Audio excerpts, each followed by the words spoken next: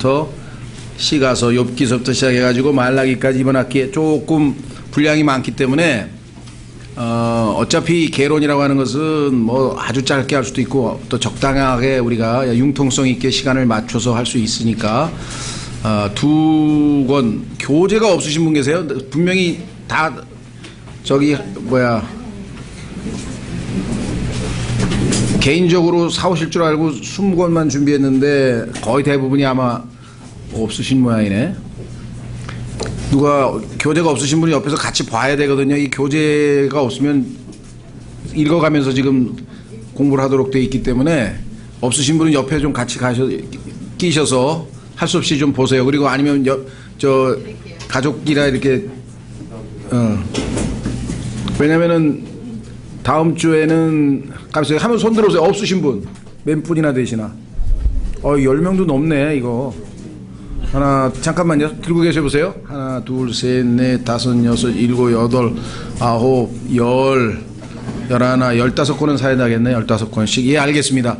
저는 지난번에 마지막 시간에 이제 프린트물 없이 책을 사오시라고 또 인터넷에다가 광고를 했으니까 다 준비하실 줄 알았는데 한꺼번에 그럼 주문을 해서 다음 주에 없으신 분들은 여기서 구입을 하시면 좋겠고요. 아마 제가 듣기로 7,000원씩 해가지고 두 권에서 이렇게 14,000원으로 제가 들었는데 하여간 저희가 구약개론을 따로 저기 하기보다는 제일 지금 현재 잘 내용이 좀 충실하면서 잘 돼 있는 교재를 택해서 그래야 구약 전체를 짧은 시간 내에 우리가 훑어볼 수 있거든요. 그래서 필요한 보완 설명을 제가 이제 해나가는 방식으로 그렇게 하도록 하겠습니다. 그래서 창세기부터 시작해서 에스더까지 우리가 살펴보았죠. 그러니까 지금까지 살펴본 것은 첫째는 뭐였습니까? 창세기부터 시작해서 신명기까지 이 5권의 책을 우리가 율법서라 그랬어요. 율법서. 그렇죠? 그 다음에 여호수아부터 시작해서 에스더까지 이거를 역사서라고 했습니다. 역사서. 성경 전체의 구조를 알고 계셔야 되겠죠? 역사서. 그 다음에 이제 오늘부터 우리가 이번 학기에 공부할 것은 지혜서 또는 시가서 5권의 책. 그 다음에 이제 이사야서부터 시작되는 예언서 또는 대언서. 이 대언, 예언 이 용어가 아직 정립이 안 돼서 사실 성경적으로는 예언이라고 해야 의미가 훨씬 잘 통하기 때문에 예언이라고 일단 쓰겠습니다. 그래서 예언서 이렇게 하면 구약이 말라기까지 끝나게 되고요. 이제 신약에 가면 신약 27권에서 이제 사복음서 그리고 사복음서는 예수님이 누구이신가를 소개하는 책이고 사도행전은 예수님이 전하신 복음이 어떻게 역사적으로 전달됐는지 그 전파 과정을 보여주는 역사서고 그 다음에 사복음서에서 예수님께서 행하신 또는 이루신 일이 무슨 의미를 갖고 있는지를 우리에게 설명하는 책이 교리서인데 그것이 로마서부터 시작해가지고 이제 빌레몬서까지 오고 있습니다. 그 다음에 교리와 더불어 그 교리를 배운 사람이 실제적인 삶을 어떻게 살 것인지 실천에 해당되는 것을 일반서신이라고 하는데 그게 야고보서부터 유다서까지입니다. 근데 그 사이에 중간에 구약과 신약으로 넘어가는 신구약을 비교하면서 예수 그리스도와 이 신약이 갖는 의미를 가장 구약과 대조해서 설명을 해주는 히브리서라고 하는 아주 성경의 가장 지성소에 해당되는 내용이 거기에 들어가 있습니다. 그리고 맨 마지막에 성경의 결론인 계시록 이렇게 해서 성경이 전체적으로 하나님의 계시의 말씀이 종결이 되죠. 여러분들이 전체적으로 이렇게 구도를 좀 잡고 그렇죠? 늘 말씀드리지만 서울 구경 온 사람이 서울에 대해서 아무것도 모른 채 요번에 제가 그런 것 같은데요. 호주 아무것도 모른 채 그냥 갔다가 어디가 어딘지도 모르고 그냥 집회만 하고 시드니만 그냥 그 하루 태워줘서 그냥 차로 한 바퀴 돌고 와서 지금도 시드니가 어디 붙어 있는지 뭐 어디가 뭐가 붙어 있는지도 잘 몰라요. 그러니까 저는 뭐 목적 자체가 시드니를 알고 싶죠. 호주를 구경 간 건 아니니까 뭐 집회하러 갔으니까 뭐 그건 목적과 달랐으니까. 그러나 서울을 제대로 보고 싶다. 이런 사람이 서울에 대해서 지도를 펴서 한강이 흐르고 강북, 강남의 그 특성이 어떻게 되고 어떤 지역에 그 어떤 이 사람들, 어떤 종류의 사람이 살고 뭐 이런 전체에 대한 숲을 모른 채로 무조건 와가지고 그냥 막 서울을 여기저기 돌아다니면서 구경해봐야 나중에 돌아가면 남는 게 하나도 없습니다. 성경도 마찬가지예요. 창세기부터 계시록까지 66권이라고 하는 책, 바이블이라고 하는 단어는 the book, 우리말로 하면 그 책이란 말이에요. 그 책. 하나님이 우리 인간에게 주신 그 책, 하나님께서 하시고 싶은 이야기를 다 담아놓은 그 책. 그래서 비블로스라고 해서 사실은 책들이죠. 헬라어로 번역하면. 그런데 성경은 66권이 한 권으로 되어 있기 때문에 삼위일체 하나님도 세 분인 것 같지만 한 분인 것처럼 이게 아주 묘하게 The Bible 이렇게 해서 그 책이라고 되어 있습니다. 그래서 그 책의 66권의 전체 구조를 여러분들이 머릿속에 담고 지금 현재 우리가 무엇을 공부하고 있는지 이런 것들도 좀 알아야 되겠죠. 그래서 오늘은 시가서의 첫 번째 하나님의 지혜가 담겨져 있는 성경에서 물론 이것 이외에도 운율이 담겨 있어요. 그러니까 시가 없는 건 아닙니다만은 전체적으로 산문이 아닌 운문, 시의 형태로 쓰여진 하나님께서 인간에게 알리고 싶은 하나님의 그 지혜, 그래서 지혜서라고도 하고 시의 형태로 쓰여졌다 그래서 시가서라고도 부르는 그 특별한 5권의 책, 이게 이제 시가서입니다. 그래서 저희가 아마 오늘은 욥기 시편 정도 하고 그 다음에 또 2개 정도씩. 이번에는 속도가 빨리 가야 됩니다. 특히 뒤에 가면은 그 소선지서로 가면은 3개씩 30분 해서 딱딱딱딱 요약을 해서 여러분들이 전체 구도를 보는 게 목적이지 자세하게 들여다보는 게 목적이 아니라는 것. 그래서 그런 거는 이제 우리가 강해를 해 나가면서 이제 공부를 또 할 기회가 있겠죠. 예. 자, 그래서 욥기 1장 1절에서부터 5절까지만 읽고 이 본문을 읽고 욥기 공부부터 시작하겠습니다. 자, 욥기 찾으셨어요? 예, 1장 1절에서부터 5절까지 읽고 잠깐 기도하고 시작하겠습니다. 예. 우스 땅에 욥이라는 이름이 한 사람이 있었는데 그 사람은 완전하고 곧바르며 하나님을 두려워하고 악을 멀리하는 자더라. 여러분들은 이 구조를 읽을 때 아마 엄청나게 충격을 받으셨으면 하는데 당연히 왜? 하나님이 평가하는 이 정도의 인물이 이 지상에 살기는 살았었구나. 이게 하나님이 평가하신 거 하나님의 말씀입니다. 그런데 이런 인간이 있었어요. 그런데 이런 인간이 이 세상에서 가장 많은 고난과 불행하게 살았어요. 여러분도 아시다시피. 그러니까 여러분이 불행하다고 하는 생각을 꿈에도 갖지 마시고요. 나 같은 사람은 훨씬 더 불행해야 되는데 하나님이 긍휼을 베푸셔서 이나마 잘 살고 있구나 그렇게 생각하셔야 돼요. 욥기를 읽으면 그래서 위로를 받는 거예요. 우리가 이야, 이런 사람이 이렇게 불행을 당했는데도 하나님 앞에 아무런 저기도 안 하고 그냥 당연한 것으로 받아들이고 이런 믿음을 보였는데, 그렇죠? 자, 2절 그에게 아들 7과 딸 3이 태어나니라. 또한 그의 재산은 양이 7,000마리요 낙타가 3,000마리요 소가 500결이요 암나귀가 500마리이며 집안 사람들도 심히 많았으므로 이 사람은 동쪽의 모든 사람 중에 가장 큰 자더라. 구약은 물질적인 축복이 그의 영성입니다. 그가 하나님 앞에 신앙생활을 잘할수록 부자예요. 구약은. 신약은 그 비율이 성립이 안 됩니다. 그러니까 신약은 그렇다고 해서 정반대로 신앙생활을 잘할수록 가난하냐? 꼭 그렇지만은 않아요.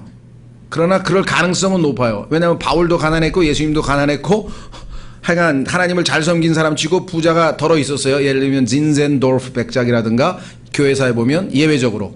그러나 비교적 그런 어려운 처지에 있는 사람들이 신앙생활은 더 잘하는 걸로 나오고, 야고보서에도 보면은 하나님께서 공평하셔서 부자보다는 가난한 사람들에게 믿음을 더 많이 주셨다고 성경에 써 있어요. 그러니까 영적인 축복을 많이 받는 것도 큰 의미가 있다. 자, 그 다음에 밑으로 내려가셔서 그의 아들들이 저마다 자기 날이 되면, 여기 이제 생일이라는 뜻이겠죠. 가서 자기들의 집에서 잔치를 베풀고 또 사람을 보내요. 자기들의 새 누이도 불러 그들과 함께 먹고 마시더라. 그들의 잔칫날이 지나가면 욥이 사람을 보내어 그들을 거룩히 구별하고 또 아침 일찍 일어나서 그들 모두의 수대로 번제 헌물들을 드렸으니. 왜? 생일날 진탕 먹고 마시면서 형편없이 굴었겠지. 그러면 하나님 앞에 내가 다 이들을 책임지고 회개 기도를 해야 되겠구나. 대신 기도를 해준 거예요. 제사장으로서. 여러분들도 자녀들 죄 짓는 것까지 다 기도를 하셔야죠. 그렇죠? 물론 아버님이 1차적으로 해야 되는 거예요. 아버님이. 이는 욥이 말하기를 혹시 내 아들들이 죄를 짓고 마음속에서 하나님을 저주하였을까 하노라 하였기 때문이더라. 욥이 계속해서 이같이 행하였더라. 그래서 하나님께서 완전하고 곧바르고 하나님을 두려워하고 악을 멀리하는 자더라. 자기 자신이 그죠? 한 인간으로서 볼 때는 완전한 사람이고요. 그 다음에 다른 사람을 대해서는 곧바르게 행동했고요. 그 다음에 하나님에 대해서는 하나님을 두려워했고요. 이 세상에 대해서는 항상 악을 멀리하는 그야말로 뭐 이런 사람이 없어요. 그래서 이 성경 자체가 우리말로는 그렇게 설명이 안 돼. 우리말은 어순이 다르기 때문에. 그런데 영어 성경은 어떻게 출발하냐면 There is a man.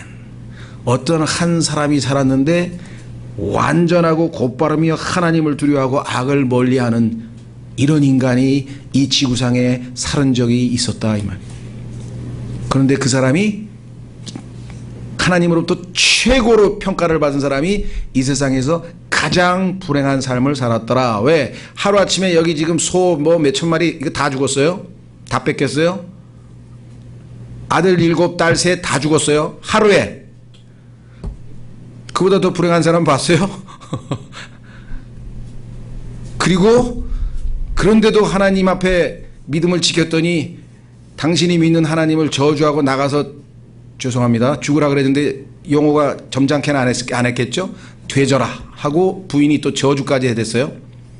그 다음에 자기가 밑에 있던 친척, 친구, 뭐 옛날에 밑에서 그냥 다 빌어먹고 얻어먹고 막 그냥 그런 사람들도 전부 다 어떻게 저렇게 무슨 죄를 졌길래 저 모양이 됐지 하고 심지어는 제일 친한 친구조차도 와서 일주일 동안 같이 애곡하면서 좀 위로하는 듯 하더니만 갑자기 너 무슨 죄를 졌냐. 그렇지 않고서야 하나님께서 이렇게 심판하는 지는 없는 일이라 하면서 그냥 결국은 이 세상에 아무도 날 이해해주지 못하는구나. 3절에 가서 차라리 어머니 뱃속에서 내가 유산이 돼서 태어나지 말았어야 되는데 왜 태어났습니까? 하면서 막 욥기 3장을 읽으면요. 야 이건 뭐 예? 유행가도 가끔 나오잖아요. 어머니 왜 나를 낳으셨나요? 뭐 이런 유행가도 있는 것 같은데 여기서 좀 흉내를 낸 것 같은데 욥은 진짜예요. 이거는. 그렇죠? 이 정도까지 되면 여러분들이 살고 차라리 안 태어난 게 낫지 내가 왜 태어났겠냐고 생각을 안 했겠냐 이 말이죠. 자, 이렇게 얘기를 하면 이제 수업이 진행이 안 되니까 그러죠.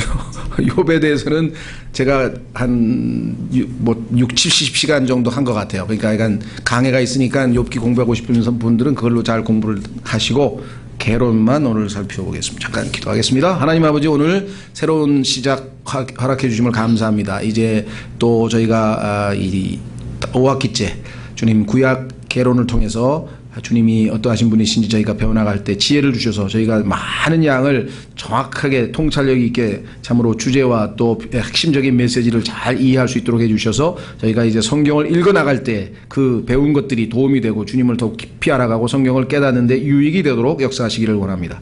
심히 무죄하고 무능하고 무기력하옵니다. 주님 오직 주님만을 신뢰하오니 주님 도우셔서 이 말씀의 사역을 온전히 이루셔서 주님 영광 받으시고 우리에게는 큰 유익과 복이 되도록 역사하시기를 간절히 바라옵고 이 시간을 아버지 손에 의탁합니다. 모든 말씀을 우리 주 예수 그리스도 이름으로 기도하옵나이다. 아멘. 예, 말씀드린 것처럼 엄청난 분량을 압축하다 보니까 이제 꼭 필요한 몇 가지들만 얘기를 할 텐데 일단 교재가 있기 때문에 교재를 우선 따라서 진행하겠습니다. 중간중간에 필요 없는 것 아니면 여러분들이 읽어보셔야 될 것은 이제 그냥 말씀드리고 넘어갑니다. 자, 말씀드린 것처럼 욥기의 주제는 고통이에요, 고통. 그런데 죄 지은 사람이 벌 받으면 뭐 천벌을 받으니까 당연하다고 생각하는데 죄를 지은 적이 없고 최고로 훌륭한 사람이 엄청난 고통을 당했으니까 이게 웬일이냐. 그래서 의인이 왜 고통을 당하는가라는 테마인데 이 테마는요 하나님과 성경을 모르면 절대로 풀리지 않습니다. 이 세상에 그 누구도 설명을 할 수가 없어요. 왜? 보통 상식적으로 생각하면은 죄 짓고 못된 짓 하면 벌 받고 바로하고 착하게 살면 그렇죠? 축복을 받아야 되는데 이 세상이 절대 그렇지 않아요. 우리 주변에 그렇게 일이 돌아가질 않아요. 왜 그러냐 이거야. 그렇죠? 특히 욥과 같이 이렇게 완벽하게 하나님으로부터 칭찬을 받고 평가를 받은 인물이 왜 그렇게 불행하게 살았는지를 이해하려면 여기에는 하나님이 개입해야 되고 사탄이 개입해야 되고 복잡합니다. 그렇죠? 예. 근데 이제껏 인류 역사 6,000년 동안 가장 신비로운 주제가 뭔지 아세요? 왜 의인이 고난을 당해야 하는가? 그걸 아직 풀지 못했어요. 악의 문제를 아직 풀지 못하고 있어요, 사람들이. 왜? 보이지 않는 세계에, 보이는 세계만 보면 답이 안 나와. 보이지 않는 세계에 누군가가 뭔 짓을 했어. 그게 욥기 1장 2장에 나오는 사탄이라는 존재죠. 그 사탄이라는 존재가 하나님과 인간 사이에서 무슨 짓을 했어요. 그래서 일이 이렇게 꼬여가지고 복잡하게 된 거예요. 그런데 보이지 않는 세계에 대해서는 성경 이외에는 정확한 정보를 주질 않아요. 그러니까 성경을 알아야 답을 얻을 수 있다는 얘기죠. 나머지는 다 추측이 된다 이 말이죠. 그렇죠? 예. 자, 첫째로 욥기는 시가서의 1권이다. 이건 뭐 상식적으로 이해하시고요. 아까 말씀드렸고요. 그 설명은 이제 1번 자세히, 나머지는 제가 지적하지 않은 거는 읽어보시면 됩니다. 두 번째, 시가서는 2번. 시가서의 내용은 하나님의 백성이 생활에서 얻은 각종 영적 체험과 성령에 의해 감동을 받은 감동 등을 시구를 통해, 즉 산문이 아니라 시구를 통해 밖으로 낸 것이다. 그래서 체험이 시편에는 많죠. 예. 그다음에 세 번째, 욥기의 전부는 시문체는 아니다. 시가서라고 해서 전부가 다 시는 아니고 때로는 산문으로도 나올 수 있다. 그다음 넘어가셔서 12, 13페이지는 여기서 다루지 않겠습니다. 왜냐하면 신학교에서, 일반 신학교에서 많이 다루는 내용인데 우리가 이 시의 형식에 대해서 이렇게 연연할 필요가 없고, 특히 이것이 히브리어의 시의 구조이기 때문에 우리는 영어 킹제임스 성경으로 기준으로 해서 특별히 우리가 그냥 참고로 읽어보시면 시를 이런 몇 가지 특징에 맞춰서 지었다. 시의 구조죠. 우리가 예를 들면은 뭐 정형시 그러면은 3434 뭐 옛날 시조에 하면 뭐 3433 뭐 이런 식으로 그런 구조에 대한 설명이니까 한번 참조로 하시면 좋을 것 같아요. 네, 13페이지 맨 아래쪽에 책명과 저자, 뭐 책명은 욥이죠. 욥기. 근데 의미는 뭐냐? 이거는 이해해 주시면 좋겠네요. 14페이지 2번. 욥이란 단어 자체가 the persecuted, 즉 박해받는 자란 뜻이에요. 그러니까 사탄으로부터 박해를 받고 있죠. 사탄이 지금 괴롭히고 있는데 괴롭힘을 당하고 있는 사람이죠. 세 번째, 사람들은 욥이라는 인물이 진짜 있었냐라고 하는 또 의심을 하는데 그거는 의심할 필요가 없다는 내용이 3번에 나와 있어요. 왜? 하나님께서 노아, 다니엘, 욥이 의인이라고 칭찬했거든요. 그랬더니 어떤 사람은 벌써 딱 보더니 의인은 없나니 한 사람도 없다고 로마서에 얘기했는데 왜 이 사람이 의인입니까? 좋은 질문입니다. 구약에서 얘기하는 의인의 개념과 신약에서 얘기하는 의인의 개념이 달라요. 신약에서 얘기할 때는 의인은 없나니 단 한 사람도 없어요. 왜? 하나님은 우리 속 중심을 보기 때문에. 그러나 구약에서는 외적으로 율법을 지키고 하나님께서 아까 완전하다고 칭찬까지 했잖아요. 욥도 거듭나지도 않았는데. 무슨 말인지 아시겠죠? 그러니까 바울도 우리는 이방인과 같이 죄인이 아니나, 왜? 유대인들은 자신을 의인이라고 생각했거든요. 율법을 지켰기 때문에. 그래서 문맥에서 우리가 의인은 하나도 없는데 왜 의인이라고 합니까? 그건 구약 시대에는 하나님께서 도덕적으로 율법에 충실한 사람을 의인이라고 불러주었다는 사실을 아셔야 돼요. 그러니까 신약에서 우리가 교리적으로 얘기하는 의인하고는 다른 개념입니다. 밑으로 내려가겠습니다.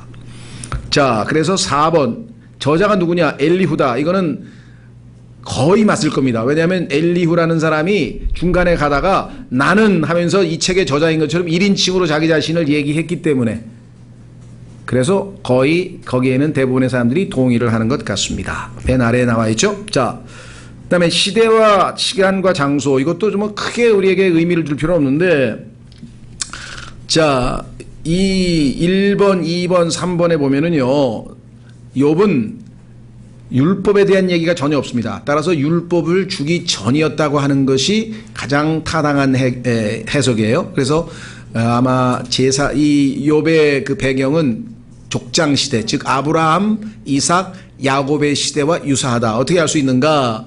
보니까 욥의 친구 이름들이 에서의 후손들의 명단에 보면 쭉 나와요.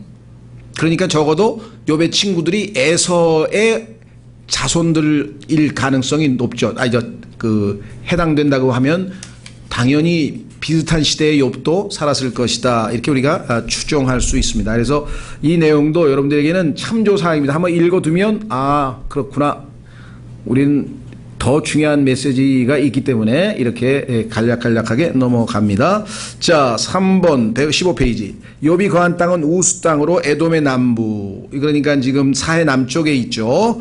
거기가 우스라는 지명이 있고 나중에 보시면 예수 그리스도께서 시내산에서 재림하셔서 이 우스 땅을 통과해서 재림하실 것이기 때문에 이 지명을 좀 이해해 주시면 좋겠어요. 우스. 영어로는 이게 UZ죠. 여기 계신 분들 중에는 오즈는 아시나요? 오즈? 예, 오지. 예. 저는 잘 모르는데 사람들이 유명한 뭐 마법사입니까? 예, 오즈의 마법사. 그래서 미국 사람들이 그런 얘기를 많이 하죠. 오즈의 마법사는 알아도 우즈의 욥은 모르는 시대에 우리가 살고 있다. 이게 아주 이 땅의 영적인 상태를 극명하게 보여준다고 사람들이. 왜? 교회 다니는 크리스찬 자녀들이 오즈의 마법사는 아는데 우즈의 욥은 모른다는 거죠. 그만큼 성경에 대해서 무지몽매한 시대에 우리가 살고 있다라는 것을 우리에게 보여주는데, 내가 볼 때는 이 오즈도 내가 볼 때는 마귀가 이 성경을 흉내내서 우즈가 중요한 게 아니라 오즈가 중요하다고 아마 만들어낸 거 아닌가 싶은데. 자, 그 다음에 주의할 것 16번 16페이지. 자, 1장 8절 성경은 우리 성경으로 읽습니다. 이게 지금 개역 성경으로 인용이 되어 있기 때문에 워치만이. 자, 그래서 1장 8절에 보시면 뭐라고 되어 있나 보세요. 주께서 사탄에게 이르시되 내가 내 종 욥을 깊이 살펴보았느냐. 그와 같이 완전하고 곧바르며 하나님을 두려워하고 악을 멀리하는 자가 땅에 없느니라 하시니라. 자, 여기서 한 가지 그냥 참고로 짚고 넘어갈 것은요. 16페이지 맨 위에 보면은 개역 성경 다른 건 아니고 이름에서 여호와라고 되어 있죠. 히브리어의 여호와 맞습니다. 히브리어의 여호와를 영어 킹제임 성경에서는 7번만 히브리어로 남겨놓고 나머지는 전부 다 영어로 번역을 했어요. 그래서 그것이 LORD인데 다 대문자로 되어 있어요. 굵은 글씨로 다 대문자. 그러면 그게 히브리어의 여호와를 영어로 번역한 거예요. 그것을 우리말로는 주라고 하고 시꺼멓게 굵은 글씨로 써놨어요. 왜? 이게 다 대문자로 되어 있으니까 표시할 수가 없으니까 굵은 글자로 되어 있죠. 주라고 할 때 보이죠? 보시죠? 거기 주자가 굵은 글씨로 되어 있잖아요. 주께서 할 때 8절에 그게 LORD 전부 다 대문자로 되어 있다는 뜻이고, 영어로는 그 다음에 이것이 히브리어는 여호와입니다. 그런데 개역 성경에서는 히브리어를 그대로 발음해서 여호와 이렇게 썼어요. 근데 우리는 영어에서는 주라고 Lord라고 번역을 했고, 우리는 영어 킹제임 성경에서 번역했기 때문에 Lord를 주라고 번역을 했고, 이렇게 됩니다. 왜 이게 중요하냐? 이 여호와를 이 일반 사람들은 하나님 아버지로만 생각하고, 그렇죠. 예수님은 아들이라고 생각하고, 그래서 예수님과 여호와의 관계를 모르는데, 신약에 보면은 예수님이 뭐예요? Lord, 주님이시죠. 그리고 계시록에 가면 예수님의 이름이 Lord of Lords 할 때 그 LORD가 다 굵은 글씨로 되어 있어요. 그러니까 여호와 하나님은 예수 그리스도예요. 그분이 인간이 돼서 오신 분이 예수 그리스도셔요. 그러니까 이 관계를 킹제임 성경만이 정확하게 보여주는 거예요. 만약에 주라고 번역을 안 해놓고 여호와라고 계속 써놓으면 사람들은 여호와 예수님과의 관계를 잘 이해할 수가 없다는 거예요. 그렇죠?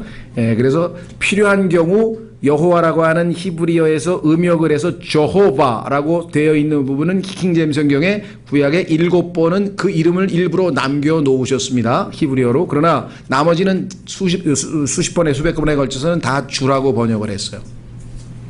예를 들면 이런 겁니다.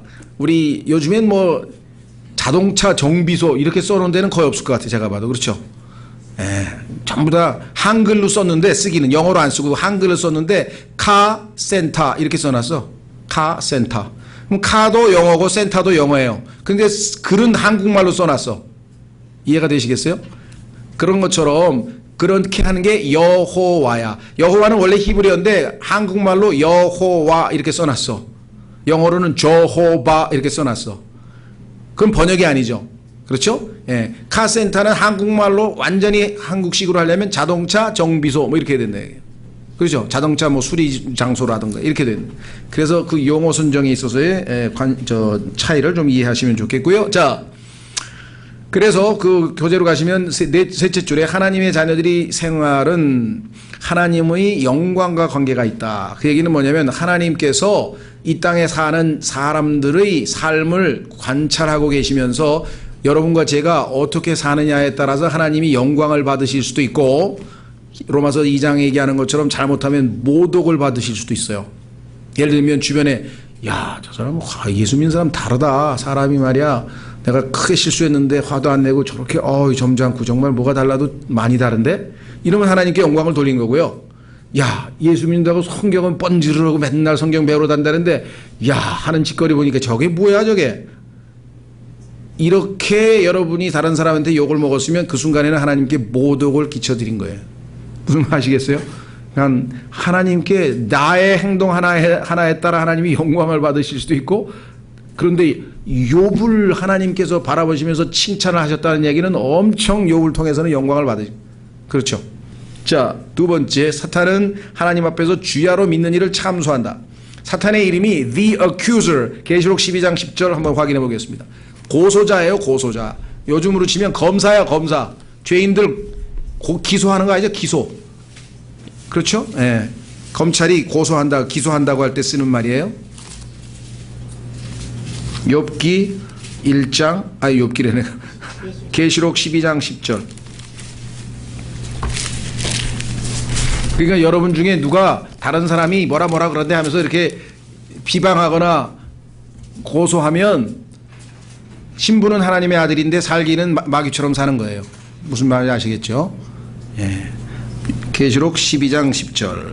또 내가 들으니 하늘에 큰 음성이 있어 이르되 이제 구원과 힘과 우리 하나님의 왕국과 그분의 그리스도의 권능이 임하였도다. 우리 형제들을 고소하는 자 곧 우리 하나님 앞에서 밤낮으로 그들을 고소하던 자가 쫓겨났도다. 고소자라는 이름을 갖고 있는 존재.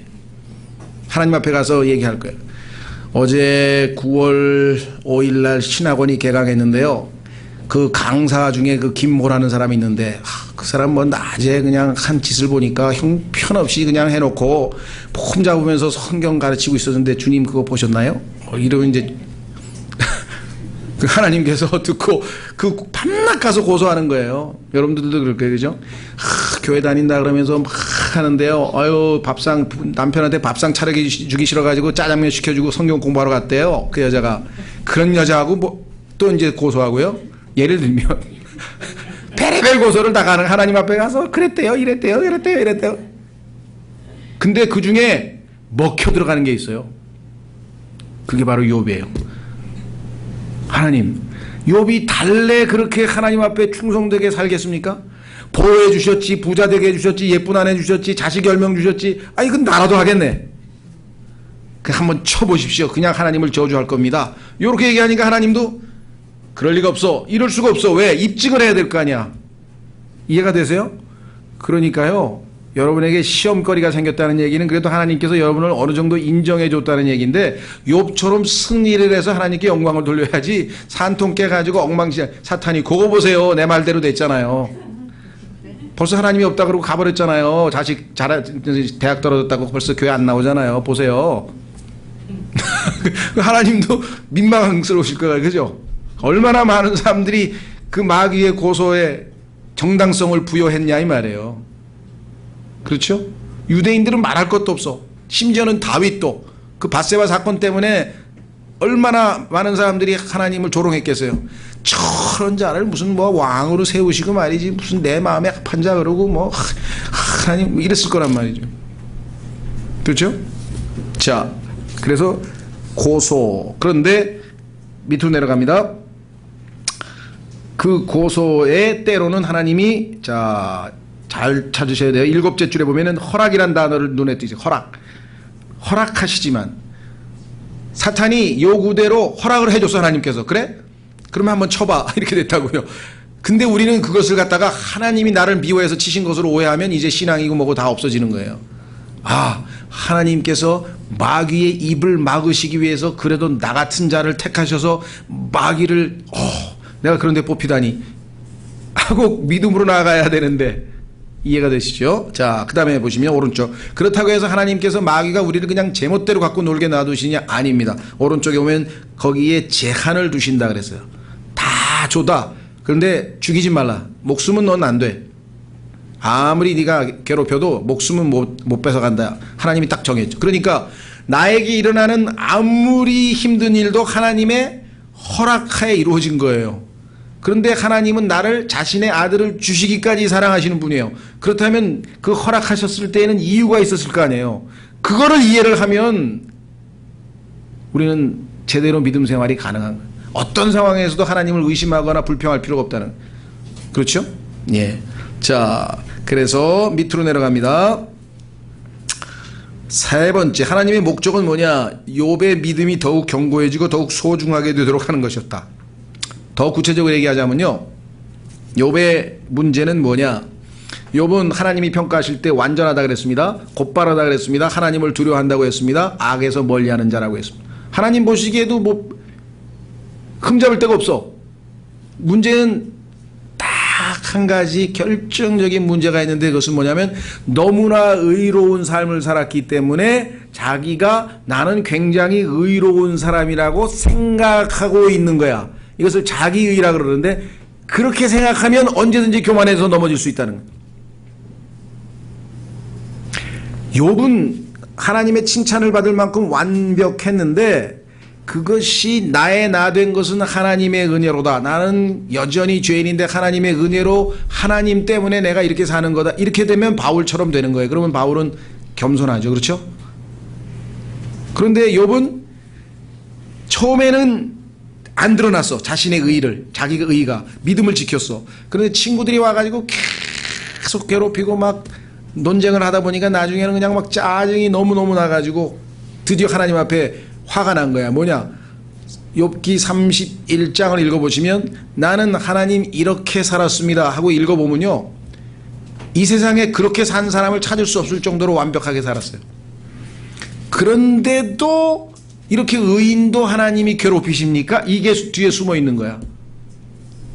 그렇죠? 그래서 하나님께서 그 속에 있는 것을 들춰내려니까 웬만한 고난 가지고는 욥은 이런 얘기를 안 해요. 근데 이거를 치료 안 하면 이 속에 있는 자기 의의가 다 바깥으로 일단 드러나야, 그것이 제거돼야 하나님 앞에 복되고 영광스러운 삶을 살 수 있는, 영광 돌리는 삶을 살 수 있잖아요. 그렇죠?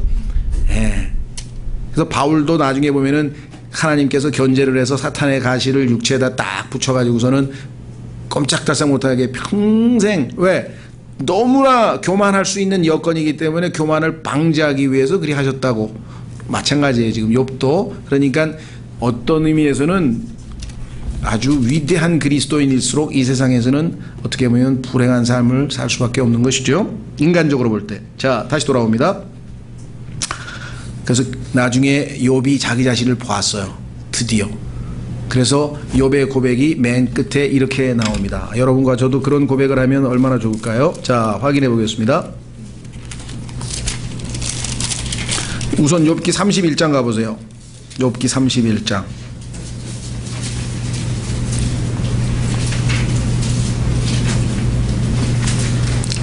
내가 내 눈과 언약을 맺었거늘 어찌하여 처녀를 생각하랴. 일편단심 하나님이 주신 아내 이외에는 딴 여자를 생각도 안 했다는 거예요. 오늘날에 이런 남자 있습니까? 예, 그 다음에 위에서 쭉 가난한 사람을 어떻게 도와줬고 굶는 사람을 어떻게 도와줬고 내가 차라리 굶더라도 다른 사람 먹였고 하면서 그냥 쫙 나와가지고 40절까지 자기 인생을 그냥 다 얘기했대.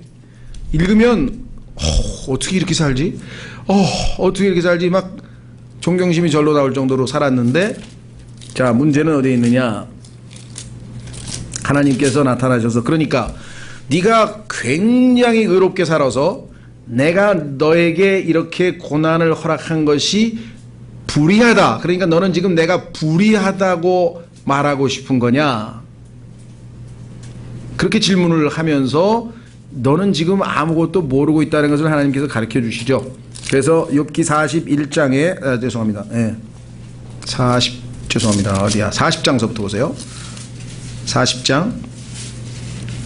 하나님께서 욥에게 직접 한 184개의 질문을 던지셨어요.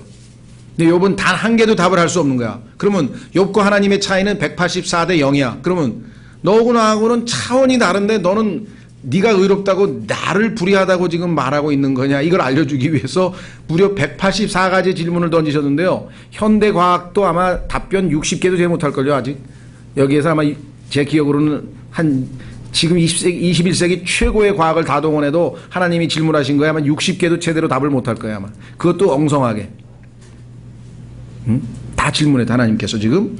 자, 40장 1절 또 주께서 욥에게 응답하여 이르시되 전능자와 다투는 자가 그분을 가르치겠느냐, 하나님을 책망하는 자가 그것에 대답할지니라. 너를 지금 나를 책망하고 있는데 그래? 한번 해봐. 욥이 어느 정도 수그러들었네요. 3절 그때 욥이 주께 응답하여 이르되 보소서 나는 비천한 자이오니 내가 주께 무엇을 대답하리이까. 내가 내 손으로 입을 막으리이다. 내가 한 번 말하였사오나 응답하지 아니하겠나이다. 참으로 두 번 말하였사오나 더 계속하지 아니하겠나이다. 지금까지 질문하신 것만도 듣고 나하고 하나님하고는 차원이 다르기 때문에 내가 하나님에 대해서 뭐 의로우니 안 의로우니 지금 완전 내가 잘못했습니다 하고 지금 이제 마음이 낮아졌죠.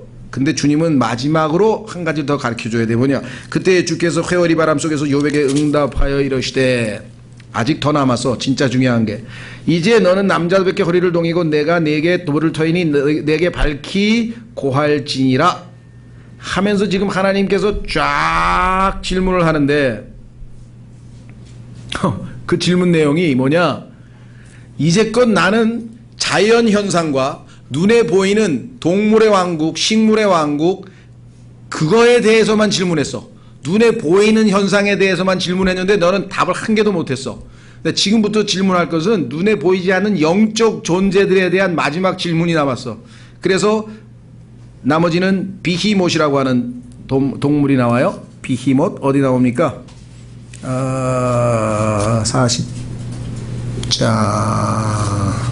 15절 이제 내가 너를 만들 때 함께 만든 베헤못을 보라. 그가 소처럼 풀을 먹느니라. 베헤못이라고 하는 단어는요, 히브리어로 번역을 하면 animals, 동물들, 짐승들이라고 하는 복수인데, 계시록에 가면은요 짐승이 하나 등장하는데 표범같이 생겼는데 말은 사자처럼 하고 발바닥은 곰같이 생기고, 곰과 표범과 사자 셋으로 이루어진 짐승 적그리스도라고 하는 인물이 등장해요. 그 적그리스도를 예표하는 영적인 존재인 베헤못이라고 하는 그러한 영적인 짐승도 하나님이 지어놨어. 그래야 적그리스도를 예표하는 짐승이 하나 있죠. 그 다음에 41장에 가면은 리워야단이라고 해서 사탄을 예표하는 짐승이 하나 있어요. 리워야단. 다 영적인 존재들이에요. 그러니까 너는 지금 눈에 보이는 것도 하나도 답변을 못했는데, 나는 지금 영적인 존재들에 대해서도 마지막 질문을 쫙 던졌어요. 근데 그 마지막 말이 뭔지 아세요? 한번 보세요. 41장 34절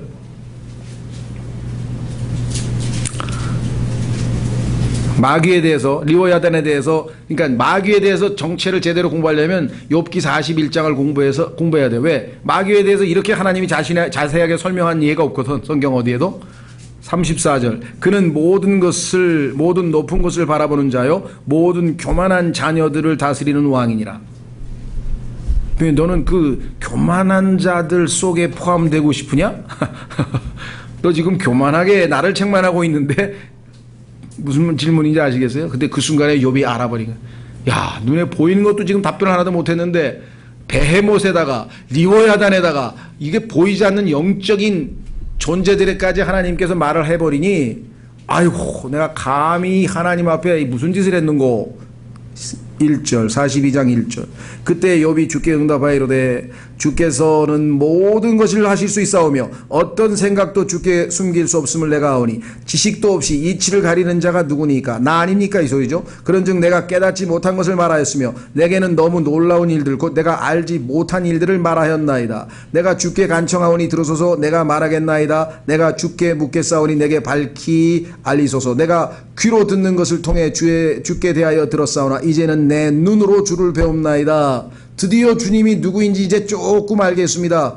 6절 이 답을 듣기 위해서 욥기 1장서부터 42장까지 온 거예요. 여러분과 저도 하나님께서 길게 많은 고난과 어려움을 주셨다. 내 인생이 왜 이 모양일까? 6절을 듣고 싶어서 그래요. 하나님께서 여러분 입에서 6절이 나올 때까지 훈련을 시키는 거야. 그러므로 내가 내 자신을 몹시 싫어하고 티끌과 재 속에서 회개하나이다. 내가 감히 하나님을 판단하다니, 나 같은 죄인이 감히 창조주 하나님께 대들었다니, 하나님께 앞에서 내가 입을 놀리다니, 하나님은 내가 그렇게 할 존재가 아닙니다. 그래서 아까 뭐라 그랬어요? 2절에 모든 것을 하실 수 있으며, 내가 지금보다 10배 더 의롭게 살았더라도 하나님께서는 지금보다 10배나 더 심한 고난을 나에게 주셔도 주님은 여전히 의로우시고 선한 분이십니다.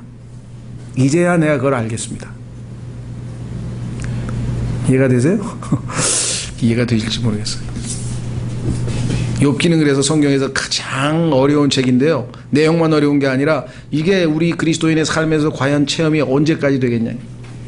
쉽지 않습니다. 그런데 드디어 하나님 앞에서 자아를 발견한 순간이에요. 이 세상 사람들은 자아 발견, 자아 실현을 위해서 산다는 거예요. 하나님 앞에서 자기가 회개할 죄인이라는 사실, 자기가 정말 몹시 내가 나를 싫어한다는 고백이 나오면, 그렇죠? 누굴 사랑하게 돼요? 예수 그리스도를 사랑하게 되는 거예요. 자기를 사랑하는 사람은 예수님을 사랑할 수가 없어요. 근데 내가 정말 싫은 사람, 내가 봐도 내가 정말 싫다. 왜? 내 죄 때문에 예수님이 십자가에 죽으셔야 되고 내 죄 때문에 예수님께서 고난을 당하시, 그걸 알면 자기를 싫어하고 예수님을 사랑하게 되어 있다는 거죠. 그렇죠? 예. 글쎄요, 여러분 삶에서 어느 정도까지 이게 체험이 되는지 모르지만 하나님께서는 욥을 그렇게 높이 평가하실 수밖에 없는 게 바로 여기 나와 있잖아요. 6절의 고백을 드디어 욥은 한 겁니다. 그리고 나서는 그 욥에게 7절서부터 17절까지 2배, 욥이 과거에 살던 곳에 2배 이상의 축복을 하나님이 주셨네요. 네, 훈련이 끝나고 나니까 보상을 해주셨어요. 다시 돌아옵니다. 자, 17페이지 4번. 자, 욥이 이제 배우는 순서입니다. 처음에는 믿음대로 하는 것 같았어요. 그런데 2절 보세요. 그의 친구가 와서 그를 위해서 슬퍼하고 그를 위로하고자 대성통곡했을 때 욥은 자기 자신을 불쌍히 여기기 시작했고, 이제 자기 사랑으로 넘어갑니다. 더욱이 그는 자신이 고통받는 것을 억울한 것으로 여기게 됐다. 그러므로 세상을 싫어하고 자신을 저주하게 되었다. 이러면서부터 시작해서 나중에 가서는 하나님을 책망하는 데까지 계속해서 이 불평불만이 쓴뿌리가 커졌죠. 예. 자, 그 다음에 우리가 주목해야 될 것은 5번. 욥의 친구란 말인데요. 욥의 친구는 뭐냐? 좋은 친구들이에요. 왜? 자기 친구가 이렇게 엄청난 비극을 겪으니까 와서 다 옷 찢고 머리에다가 재 뿌리고 회개하면서 같이 슬퍼하면서 7일 동안이나 욥하고 같이 울었어요. 대단한 친구들이죠. 여러분들 그런 친구들이 있나요? 대단한 친구들입니다. 그런데 거기에서 이제 문제가 생겼어. 왜? 하나님의 계시를 통해서 성경적으로 생각한 게 아니라 인간적으로 생각한 거예요. 가만있어. 욥이 불쌍한 건 이해가 돼. 뭐 비참하게 됐으니까. 이거 뭐 최고 막 살던 사람이 이렇게 됐으니까 다 자식도 죽고. 근데 하나님은 의로우신데 욥이 뭔 큰 죄를 짓지 않고서야 하나님이 이렇게까지 심판하실 리가 있겠는가? 이렇게 생각을 한 거예요. 그래서 그 고통 가운데에서 지금 막 몸부림치는 친구에게 이제 신문을 하는 거야. 너 무슨 죄를 졌냐? 내 이제껏 살아왔는데 하나님께서 하나님 앞에 바르게 사는 사람을 벌 준 걸 내가 못 봤어. 넌 뭐 숨기지 말고 얘기해봐. 하면서 지금 막 죄를 밝혀내려고 막 검사처럼. 그게 뭐예요? 사탄과 같은 편에 서서 지금 친구를 지금 고소하고 있는 거예요. 기소하고 있는 것이에요. 다 맞는 말 했습니다. 그렇죠? 그럼 어떠세요? 어떤 형제가 괴로워서 찾아왔어. 그랬더니 탁 성경 펴가지고, 야, 하나님 말씀을 보니까 이렇게 되어 있는데 넌 지금 왜 그러냐? 아니, 남편한테 지금 두들겨 맞고 왔는데 남편에게 복종하라 했는데 넌 왜 복종 안 했어? 그게 지금 그 사람한테 할 말이에요, 지금? 야, 얼마나 세게 맞았냐, 얼마나 아프냐고 좀 위로를 해야 될 거 아니에요. 지금 맞는 말을 해야지 상황에. 그렇죠? 잘못한 게 없는데 남편이, 술 취한 남편이 때렸다. 그래서 지금 찾아왔는데 남편에게 순종하란 말을 성경을 들이대가지고 그게 지금 할 일이냐고요. 그런데 우리가 그러고 있어요. 목회도 대부분 목사들 찾아가면 별로 제대로 답변을 못 들어요. 왜? 원칙적인 얘기만 하니까 성경에 써있는 대로 누가 못해. 아, 남편에게 순종하시라니까요. 저는 억울하게 얻어맞았어요. 그러면 위로를 해야 될 거 아니에요. 근데 요배 친구들은 위로를 한 게 아니라 원칙적인 얘기만 꺼내가지고 얘기를 한 거예요. 그래서 잠언에 보면 fitly spoken, 적절하게 말하여진 말이 은 그림들 중에 있는 금사과 같으니라 이렇게 써있어요. 그 사람에게 맞는 말씀해야 될 거 아니에요. 그러면 성경에서 그 순간 어떻게 돼요? 아, 하나님께서 우는 자와 함께 울라 그랬으니까 얘하고 같이 울어줘야 되겠구나. 얼마나 억울할까, 얼마나 힘들까. 그러죠? 성경만 그냥 들이대가지고 하는 게 다 옳은 게 아니라는 거예요. 근데 대표적인 케이스가 뭐냐면 요배 친구들이야. 다 100% 맞는 얘기를 했는데 요배에게는 해당이 안 되는 말만 골라서 했다는 게 문제가 있다. 오늘날 우리도 마찬가지예요. 네? 친구 뭐 하여간 뭐 누가 됐든 간에 성경을 펴서 우리가 누군가에게 얘기할 때는 그 사람의 증상에, 그 사람의 현상에, 그 사람의 처지에, 그 사람의 입장에 맞는 말을 했는지를 좀 잘 봐야 될 거 아니겠어요? 그렇죠? 지금 막 흥분해가지고 막 남편에게 막 부인이 대들고 있는데 성경 딱 빼서 아니 남편에게 복종하라 그랬는데 왜 복종하라는 거야? 그럼 복종할 여자가 어디 있어요? 그죠? 반대로 아직은 부인이 말 안 들어가지고 애들 교육도 안 시키고 교회 가서 그냥 3일 동안 그냥 철회한다 그래가지고 애는 밥도 안 먹여놨는데 부인을 야단쳤더니 그 부인 보고 그 야단치는 남편에게 야 아내를 사랑하라는데 그러면 되겠어 야단치지 말어.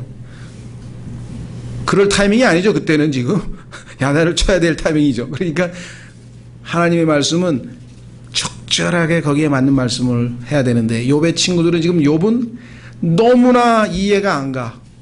나는 바르게 살았는데 아니 도대체 이 세상에서 나같이 불행하게 이건 지금 뭔가 이해가 안 가. 왜 그럴까?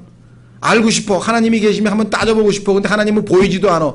하나님하고 나 사이에 중재자도 없어. 그 중재자가 나중에 예수 그리스도라는 분인데요. 우리 시대에는 중재자도 없고 그러면서 막 그냥 속에서 막 그러면 그러게 말이다. 야 너는 우리보다 훨씬 더 훌륭한 사람인데 너는 왜 이렇게 불행을 당하고 우리는 왜 그럴까 하면서 좀 같이 대화도 해주고 마음을 맞춰줘야 되는 게 친구인데 엉뚱한 얘기를 했대. 자 그러면 어떤 근거로 했느냐 18절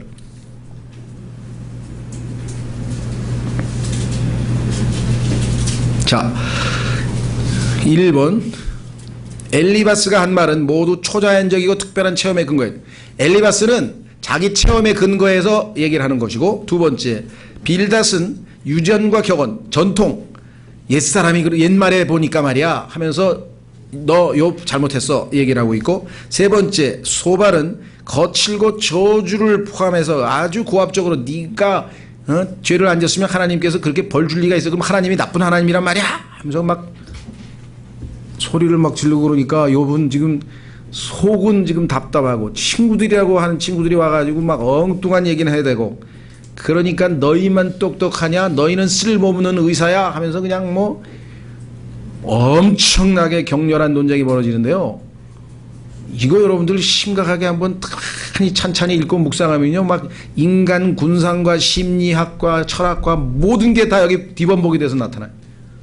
굉장히 어려워요.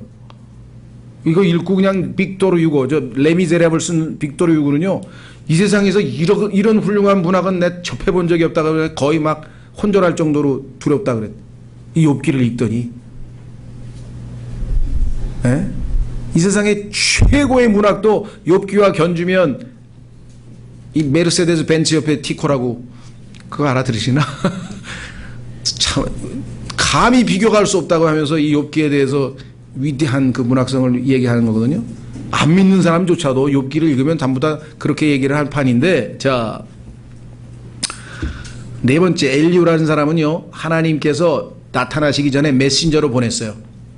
그래서 비교적 거기 보시면 공정하고 상당히 나름대로 일리가 있는 말을 해서 욥이 조금은 가라앉았어요. 이게 젊은 사람이었는데요. 나이 드신 세 분이 먼저 말씀하시기를 기다렸는데 보니까 전혀 욥에게는 도움도 안 되고 하나님의 뜻과는 전혀 어울리지 않는 잘못된 말씀을 하셨으니 내가 젊지만 그렇다고 해서 지혜가 부족한 것은 아니니 제가 감히 한 말씀 드리겠습니다. 선배님들 옆으로 좀 비키십시오 하고 등장한 게 엘리후야.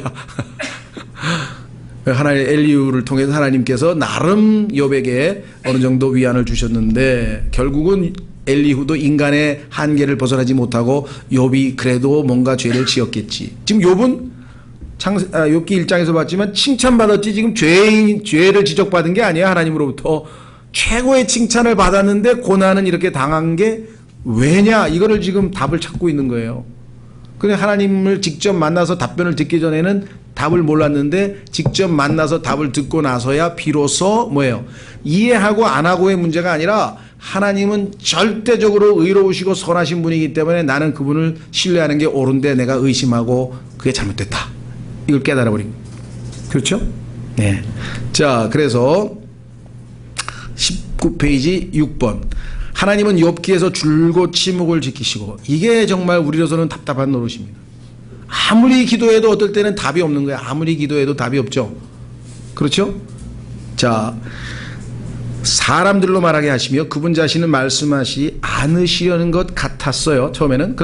그러나 사람이 효용없는 변론으로 문제를 해결할 수 없음을 그때 아무리 해도 4명의 친구가 들러붙어도 욥을 마음을 가라앉힐 수가 없으니까 비로소 말씀하셨다. 하나님께서 욥에게 그의 문제를 물으신 것은 매우 분명한 것으로서 욥에게 그분께서 누구이신지를 알도록 하셔. 하나님에 대해서 그분이 누구이신지만 알면 문제는 해결되죠. 그래서 뭐라고 물어봤어요? 예수님께서 제자들에게 사람들이 나를 누구라 하더냐. 뭐 엘리야라고도 하고 뭐라고 해. 너희들은 나를 누구라 하더냐. 다윗의 자손입니다. 근데 다윗은 왜 나보고 주님이라고 불렀을까? 예? 모르겠는데요. 입 다물고. 그렇죠. 이 세상에 있는 사람들이 왜 여기 안 앉아 있을까요? 예수님이 누구신지를 몰라서 그런 거예요. 예수 그리스도가 누구인지를 알면요, 저러고들 안 산다고요. 예수 그리스도 앞에 와서 내 죄값으로 죽으신 주님을 믿고 나의 구원자로 믿고 영원히 섬기겠습니다. 주님을 따르겠습니다. 주님이 누구신지를 모르니까 지금 엉뚱한 짓을 하고 사는 거예요, 지금. 그렇죠. 잘 먹고 잘 살면 행복한 줄 알고, 권력이 있으면 행복한 줄 알고, 안티에이징 아무리 발라보세요. 100살 넘길 것 같아요. 한 번 죽는 것은 사람에게 정해진 것이고, 왜? 죄 싹슨 사망이니까. 죄 문제를 해결하실 분을 찾아와야지 온 우주의 인간의 불행을 원초적으로 야기시킨 그 죄로부터 해방받기 위해서는 우리를 죄로부터 구원하실 그분 예수 그리스도를 만나야지, 그분께로 와야지. 엉뚱한 데로 가가지고 행복을 추구하면 되나요, 그게? 예. 그래서 누구이신지를 알게 해주신 그 예수님이 물어보잖아요. 너희는 나를 누구라 하더냐. 그걸 알면 너희가 얼마나 행복한 자이냐. 그가 누구와 얼굴을 맞대고 있는지를 알도록 하였다. 욥이 그 두 문제를 분명하게 해결했을 때 자기가 의롭고 억울하다는 느낌은 전부 사라지게 되었다. 그래서 결국은 42절 우리가 살펴보았죠. 자, 그 다음에 이제 여러분들이 참조로 하셔야 될 것만 지적합니다. 7번에 보면 예언이 엄청 많아요. 이거 말고도 더 있어요. 욥기에 보면 예언이 많이 들어있습니다. 제일 대표적인 게 욥기는 42장으로 되어 있죠. 그 다음에 마지막 때 대환란 7년 환란 중에서 중간 이후의 대환란 42개월이죠. 그렇죠. 유대인들이 피난 가는 셀라 페트라 그 바위 성읍이 어디에 있습니까? 에돔에 있습니다. 우즈 땅에 있습니다. 우즈. 욥이 바로 거기서 있죠. 이스라엘은 사탄으로부터 적그리스도로부터 박해를 받죠. 욥이 이스라엘을 예표하고 박해를 받았습니다. 그렇죠. 욥기를 쭉 보면은 42개월 동안 환란 때 박해받는 이스라엘을 정확하게 예표하고 있는 구절을 수십 개를 찾을 수가 있어요. 그래서 그렇죠? 예. 자, 그 다음에 밑으로 내려가죠. 8번. 욥기에 보면 과학적인 진술이 많아요. 그래서 헨리 모리스라고 하는 분은 과학 책 욥기라는 책을 써서 한 100페이지 이렇게 두꺼운 책이 있어요. 그러면 성경에 욥기에 나오는 모든 과학적인 진술을 다 이렇게 설명했어요. 여기 보면은 뭐 공중에 맨날 오셨다 이게 몇 가지 나오죠. 이런 것도 관심 있는 분들이 있어. 저는 그냥 참조로 한번 읽어보면 되는데 어떤 분들은 막 이걸 또 책 사서 읽고 이제 욥기에 나오는 과학적 사실. 저희 교회에도 성경에 나오는 과학적 사실들이라고 하는 소책자가 있습니다. 거기에 욥기에 보면 많이 나와요. 자, 그 다음에 9번은 요거는 제가 생략하게, 요건 별로 읽을 필요가 없을 것 같아요. 왜냐하면 히브리어를 영어 킹제임스 성경에서 교만한 자라고 번역을 했는데 그거를 라합이라고 하는 아까 여호와처럼 번역을 안 했기 때문에 참조로 집어넣는 거예요. 그러니까 9번은 여러분들이 읽을 필요가 없고요. 자, 밑으로 내려갑니다. 메시지는 뭐냐? 아까 말씀드렸죠. 경건한 사람에게, 욥은 경건한 사람인데 사탄의 공격을 허락하신 목적은 하나님의 선한 뜻으로 말미암아 더 깊이 온전하게 하기 위한 것이다. 마지막으로 욥에게 남아있는 문제 뭐예요? 자기의, 나는 의로운 사람이라고 하는 그 생각을 하나님께서 제거하시기 위해서, 그래서 더 완전한 믿음으로 세워주셨죠. 그게 목적이었다라고 했습니다. 자, 핵심 구절은 여러분들이 찾아서 읽으시면 좋겠네요. 이거는 영어 개혁성경으로 되어 있기 때문에 꼭 찾아서 한번 우리말로 흠정역으로 읽어보시면 좋을 것 같아요. 자, 22페이지 분석은 사건 개요가 2장에 나와 있고요. 그 다음에 욥의 세 친구와의 대화가 31장. 그러니까 욥의 거의 내용의 대부분은 친구 3명, 나중에 엘리후까지 합해서 4명이서 욥과의 논쟁하는 내용으로 나와 있습니다. 그리고 밑으로 내려갑니다. 23페이지에 욥과 엘리후는 이제 3명의 친구들의 보안용으로 하나님께서 보내신 메신저였다. 그리고 24페이지 욥과 하나님과의 대면. 여기가 이제 결정타였죠. 욥은 하나님을 만난 후에 자신이 누구인지를 알았고 하나님이 누구인지를 알았고 그래서 내 자신을 몹시 싫어하나이다. 바울은 뭐라고 고백했습니까? 바울은 나는 비참한 사람이로다. 로마서 7장. 베드로는 I am a sinful man. 나는 죄로 가득한 사람입니다. 주여 떠나소서.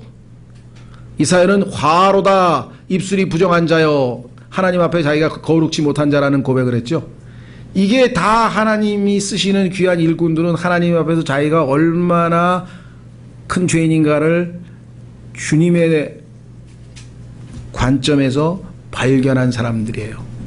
그래야 하나님께서 하나님 앞에 그가 겸손하게 이제 쓰임받는 도구가 될 수 있죠. 자, 그 다음에 욥의 결말, 얼마나 행복한 결말이 됐습니까? 자, 그래서 성경 한 구절 찾습니다. 야고보서 왜 찾느냐? 성경에 보니까 너희가 욥의 결말을 보았느냐? 이렇게 써 있어요. 욥의 해피엔딩을 보았느냐? 이렇게 돼 있죠. 야고보서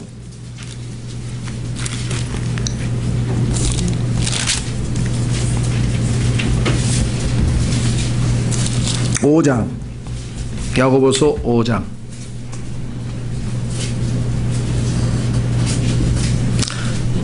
예, 7절서부터 12절까지입니다. 야고보서 5장 7절에서 12절까지. 그러므로 형제들아 주께서 오실 때까지 인내하라. 언제까지 인내하라고요? 예, 그러니까 이를 꽉 물면 안 돼요. 잇몸도 다 나가 잘못하면. 그러니까 말씀을 믿고 편안히 인내하세요. 오실 때까지. 이를 꽉 물면 그때는 인내가 아니야. 그건 조금 있으면 폭발해 이제. 그건 육신으로 참는 거예요. 그렇게 참으면 안 되고 하나님 말씀을 묵상하는 거예요. 아직도 여유가 있네. 주께서 오실 때까지 인내하는 거구나. 보라, 농부가 땅에서 나는 귀한 열매를 바라고 이른 비와 늦은 비를 받을 때까지 오랫동안 그것을 위해 인내하느니라. 너희도 인내하고 너희 마음을 굳건히 하라. 왜? 주의 오심이 가까이 다가가고 있느니라. 형제들아 서로 불평하지 말라. 그리하여야 너희가 정죄를 받지 아니하니라. 서로 불평하다가 주님 만나면 어떻게 어색합니까? 서로 얼마나 이상해요. 그렇죠? 보라, 심판자께서 문 앞에 서 계시느니라. 10절 내 형제들아 주의 이름으로 말한 대언자들을 고난당하는 것과 인내의 본으로 삼으라. 보라, 자 여기 중요한 게 나왔네요. 세상 사람들이 말하는 행복과 성경이 말씀하시는 행복의 차이가 있습니다. 뭐라고 되어 있습니까? 참는 자들은 우리가 행복한 자로 여기나니. 여러분이 예수 그리스도로 말미암아 어떠한 상황에서든지 잘 견디어내고 참으면요 행복한 자라는 거예요. 왜? 그거 못 참아서 그냥 폭발하고, 그거 못 참아서 이혼하고, 그거 못 참아서 그냥 확 죽이고, 뭐 그거 못 참아서 그냥 다 털리고, 막 그거 못 참아서 지금 벌어지는 일이 다 이 세상에서 일어나는 불행이에요. 그러니까 참는 자는 복이 있죠. 하나님 말씀대로 이루어질 때까지 참는 거죠. 얼마나 복된 사람이, 행복한 사람이. 그 다음에 뭐라고 되어 있습니까? 너희가 욥의 인내를 들었고. 여태까지 욥기 한 번도 안 읽은 사람도 오늘 들었습니다. 이제 오늘 들었어요. 네, 욥의 인내를 들었고 주께서 주신 결말을 보았느니라. 결말.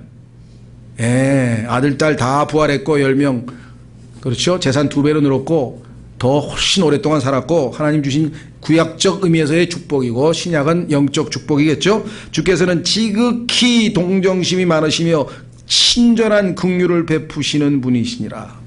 하나님이 누구이신지를 안다면 너희가 욥의 인내를 들었으니 본으로 삼으라. 이렇게 되어 있네요. 그렇죠. 그래서 욥기를 정말 아주 핵심적인 얘기만 했고요. 그 다음에 30분 남았죠. 그렇죠. 예, 30분 동안 이제 시편을 봐야 되는데 참 개요만 우리가 보겠습니다. 시편 150개로 되어 있죠. 시편이 150개로 되어 있는 것도 모르시면 안 되고 그런데 거기에 다 저자가 나오는 건 아니에요. 다윗이 썼다 한 73개 되고요. 나머지는 없어요. 모세가 쓴 게 있고 아삽이 쓴 게 있고 그래서 제목 그러니까 저자가 나와 있는 거는 100개쯤 되고 50개는 저자가 안 나와 있어요. 그런데 또 쓸데없이 그 저자가 누군가 연구하면서 막 논문을 쓰고 그냥 막 그 신학교에서 하는 짓이 그런 짓을 하고 있다니까요. 지금 왜 그런 거를 하나님이 안 가르쳐준 거 안 가르쳐준 거지 내용을 공부해야 되는데 그게 누구일지 모른다 막 이러고 그거 하느라고 신학교 다 다니는 거 등록금 내고 얼마나 정말 사람들이 어리석어요. 그렇죠. 하나님께서 필요하면 다 여기다 써놓은 것만 알면 될 거 아니야. 그렇죠. 자, 계략. 이 책은 하나님의 백성들 사이에서 귀중히 여김을 받는 한 권의 시가집으로서 많은 사람에게 쓰였고 오랜 시간에 걸쳐서 편집된 것이다. 한 뭐 500년 모세가 쓴 것부터 시작해서 다윗이 쓴 거니까 굉장히 기간도 길어요. 두 번째, 이 책은 시가서의 두 번째 책으로 그렇죠. 욥기 다음에 두 번째입니다. 욥기에 뒤에 있다. 욥기는 우리를 하나님의 학교에 들어가도록 인도하여 그래서 많은 교훈을 배웠죠. 많은 훈련을 했죠. 그 다음에 거기에서 각종 관건은 레슨이에요. 레슨, 교훈을 통과함으로써 하나님을 인식하게 하고 하나님은 이러신 분이구나 하고 좀 배웠습니다. 그 다음에 이제 우리의 삶에서 체험하는 주님. 시편은 뭐냐? 기도, 고백, 묵상, 안식, 찬미, 하나님과의 교통, 커뮤니케이션으로 말미암아 우리를 하나님의 지성소 안으로 이끈다. 그러니까 하나님과 1대1로 셋째 하늘에 올라가서 무릎 꿇고 하나님과 대화하는 것, 그게 시편이에요.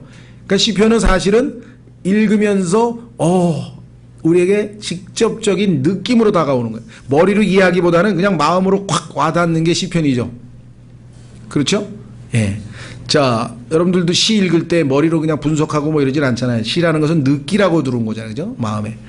자, 시편은 150편. 그 다음에 2번 책명 70인 역자가 이 책을 사모이스라고 명명했는데 그 뜻은 노래로 부를 수 있는 곡조가 있는 시. 자, 다른 건 이해하지 마시고 시편의 핵심은 이 하프를 치면서 노래로 하나님을 찬양하게끔 되어 있어요. 그래서 기독교는 다른 종교와 달리 어마어마하게 노래를 많이 부르는 아무리 음치라도 찬송가는 불러야 돼. 그렇죠. 노래방에 한 번도 안 가본 사람도 예배 때 찬송가는 불러야 돼. 근데 우리를 노래를 부를 수 있게 해주시는 분이 하나님이시라. 심지어는 밤은 고난이죠. 밤에 노래를 부르게 해주시는 주님 하고 시편 기자가 썼어요. 고통 중에도 노래를 부를 수 있어. 실라와 바울은 복음 전하다가 얻어맞아서 피를 절절 흘렸는데 감옥에 들어가서 찬송가를 불렀다고 성경에 써놨잖아요. 그렇죠. 자, 그 다음에 넘어가셔서 뭐라고 되어 있는 거냐? 하나님을 경배할 때 이 시편을 많이 썼어요. 그래서 좋은 복음성가는요, 가사가 다 찬송가입니다. 그러니까 찬송가를 복음성가로 만드는 노래가 굉장히 많아요. 그렇죠? 그거는 이제 물론 자기가 감동받은 것으로 가사를 해서 뭐 그런 복음성가 만드는 것도 잘못된 건 없어요. 왜냐하면 자기의 신앙 고백이니까. 그러나 좋은 그 찬송가도 그렇고 복음성가도 보면 성경에 있는 시편 가사를 가지고, 그렇죠? 내가 산을 향하여 눈을 들리라. 그대로 성경에 나오잖아요. 그거에서 찬송가 이렇게 노래 가사로 만든다. 그렇죠? 예. 그러니까 음악에 관심 있고 잘하시는 분들은 이렇게 찬송가, 특히 시편을 노래로 만들면 아주 좋죠. 옛날에 다윗은 그렇게 하프를 타면서 노래로 하나님께 찬송을 불렀다는 거. 예. 세 번째, 찬미의 시란 뜻이고, 거기에 보면 기도도 있고 호소도 있고 슬픔도 있고 통회도 있고 부탁도 있고, 하여간 인간의 감정에 속한 모든 것들은 여기 다 들어있어요. 그렇죠? 예. 저자 여러 명이고요. 두 번째, 다윗은 뛰어난 시인이었다. 그래서 이스라엘의 노래 잘하는 자, 이스라엘의 노래를 잘하는 사람이라고 다윗이 불렸죠. 성경에 보면 다윗의 이름으로 서명된 시는 73편이라 했어요. 자, 그 다음에 세 번째 가면 기타 저자는 아삽, 헤만, 여기 여러 사람이 나오는데요. 뭐 다 여기 이름 나와 있으니까 시편 보면 바로 누구가 쓴 시라고 해서 시의 옆에 저자가 이름이 붙어 있습니다. 네 번째, 저자가 없는 경우도 성령님께서 감동으로 우리에게 주신, 영감으로 주신 책이니까 저자가 없더라도 우리는 안심하고 하나님의 말씀으로 시편을 대할 수가 있다. 시간은 여기 나와 있는데 모세가 쓴 것이 90편인데요. 시편 90편. 이것이 아마 제일 첫 번째 시편이고 나머지는 포로로 잡혀온 이후, 그러니까 하여간 수백 년간에 걸쳐서 아주 오랫동안에 나와 있는 시편들을 하나님께서 모아서 성경에다가 기록해 주셨다. 자, 주의할 것. 여기 이제 굉장히 중요한 내용이 나오는데요. 시편은 성경에서 지극히 중요한 위치를 차지하며 이유가 있어요. 우리의 주님도 그것을 매우 중요시 하셨다. 예수님께서 시편을 얼마나 자주 인용하셨는지 몰라. 그냥 거의 시편을 다 외우고 계셨던 것 같아 보니까. 그분의 시편 110편 1절은 바리새인들의 시험을 물리쳤고, 여기 그 시편이 인용된 마태복음 22장이 나와 있고요. 그 다음에는 예루살렘에 대해서 탄식한 것도 시편 118편을 인용한 것이고, 8편 2절 말씀을 이용해서 서기관과 대제사장과 서기관의 말을 반박하셨고, 또 시편을 인용해서 시편을 찬송 부르고 올리브산으로 기도하러 가셨고, 십자가에서 하신 7 가상 7원이라 그랬죠. 십자가상의 7마디 말씀, 그래서 한자로 가상 7원이라 그래서 저희 교회에서도 예수님께서 마지막으로 하신 말씀에 대해서 우리가 설교도 했는데요. 그 중에 3구절이 시편을 인용한, 그 유명한 나의 하나님 어찌하여 나를 버리셨나이까 라는 그 유명한 시편 22편 1절을 인용한 것 다 주님은 시편에서 인용을 하셨더라. 이외에도 보니까 뭐 시편에 하는 부분이 예수님이 사용하셨다. 그러니 얼마나 시편이 우리에게 중요한 책이 되겠느냐. 28페이지로 넘어가시면 두째 줄에 보면 오른쪽 끝에 사도행전, 로마서, 히브리서 이 책 3권에서 가장 많이 시편이 인용됐는데, 사도행전에서는 9번, 로마서에서는 13번, 히브리서에서는 19번이나 시편이 인용됐다. 뭐 참고로 알아두시면 좋겠네요. 그 다음에 2번, 자 150편 중에서요 34편을 제외하고 나머지 116편은 제목에 관련된 설명이 있어요. 그러니까 이 시가 어떤 방식으로 쓰였고 어떤 식으로 노래를 불러야 되고 어떤 작곡 방식이 뭐 설명이 써 있어요. 근데 그게 다 히브리어로 써 있어서 의미를 여러분들이 알아두시면 좋겠는데 저도 다 알 수가 없어요. 이게 잊어버려요. 그 대신 시편을 읽을 때 뭐 거기 보면은 셀라 나오면 그 셀라가 무슨 의미인지를 한번 확인하고 읽어야죠. 그렇죠? 거기에 뭐 마할랏, 그럼 마할랏이라고 써 있는데 마할랏이라는 히브리어의 의미도 모르고 그냥 마할랏이래 그러고 읽을 수는 없잖아요. 그러면 여기 교재를 포함해서 다른 책에 보면은 마할랏은 이런 뜻이구나. 그렇죠? 그래서 그 설명이 써 있어요. 심지어는 상황도 써 있을 때가 있어요. 예를 들면 뭐 압살롬이 뭐 어떻게 했을 때 다윗이 썼다든가, 아니면 뭐 바세바와의 죄를 짓고 나서 나단에게 지적을 받고 쓴 유명한 시, 그게 뭐예요? 시편 52편 아니에요. 그 유명한 회개, 다윗의 회개의 시는 그 죄를 짓고 나서 지적받고 쓴 거잖아요. 그러니까 그런 왜 이 시가 어떤 상황에서 쓰였는지 보완 설명이 다 시편 옆에 써 있어요. 그거를 통해서 문맥을 알 수 있죠. 시편 51편을 그냥 읽는 게 아니라 다윗이 죄를 지적받고 드디어 이 뭡니까 간음과 살인을 저질렀는데 하나님께서 나단이라고 하는 대언자를 보내서 지적을 받았고 거기서 회개하면서 쓴 시가 이거 시편 51편이구나. 자, 밑으로 내려갑니다. 3번 시편은 시가이므로 그 안에 음악상, 시가상의 전문적 용어가 적지 않기 때문에 해석이 필요하다. 여러분들 그 천대 찬송가에도 보면 뭐라고 나옵니까? 찬송가 이렇게 보면 도표에 뭐 빠르게, 그렇죠? 뭐 강하게, 뭐 이태리 말로 하면 음악 용어로 뭐 포르테, 뭐 안단테, 뭐 이런 거 붙어 있잖아요. 그게 히브리어로 붙어 있는 거예요. 이거. 왜? 음악 용어로. 여기 써 있죠? 셀라, 잠깐 쉬다, 잠깐 멈추다, 유랑가, 영장, 기띠닦기, 무랍벤, 뭐 믹담. 이거 여기서 지금 다 공부하면 얼마나 시간이 많이 걸리겠어요. 그렇죠? 쭉 넘어가셔서 30페이지에 가면 수산네돗, 그 다음에 마할랏, 르한놋, 이게 보면 다 음악의 지시어예요. 어떻게 하라, 어떻게 하라. 예를 들면 어떤 시는요, 성전의 계단을 올라가면서 부르라 그래가지고 상행시, 위로 올라가는 시라고 붙어 있어요. 그러니까 아무것도 모르는 사람, 뭐 올라가는 시가 뭐야? 그럼 뭐 내려가는 시도 있나? 그러니까 성전을 한 계단 한 계단 올라가면서 묵상을 하면서 부르라 이 말이에요. 그래서 여기 보면 맨 끝에 상행시, 계단을 오르는 시는 이스라엘 사람이 절기에 참여하기 위해 예루살렘으로 올라가는 도중 부르는 노래를 가리킨다. 무슨 말인지 아시겠죠? 그러니까 이런 거는 뭐 여기서 설명할 게 아니라 여러분들이 읽으면서 시편을 읽을 때 이거는 이럴 때 불렀구나. 이거는 악자 어디에 맞춰서 부르라는 소리구나. 이거는 어떤 악기에 맞춰서, 여러분 피아노 곡이 있고 바이올린 곡이 있고 현대도 그런 것처럼 거기도 다 악기가 지명이 되는 경우도 있어요. 무슨 말이 이해가 되셨죠? 시편에는 하나님께서 그렇게 음악과 연관성을 강조하고 계신다. 이해가 되시죠? 예. 자, 그 다음에 30페이지에 4번.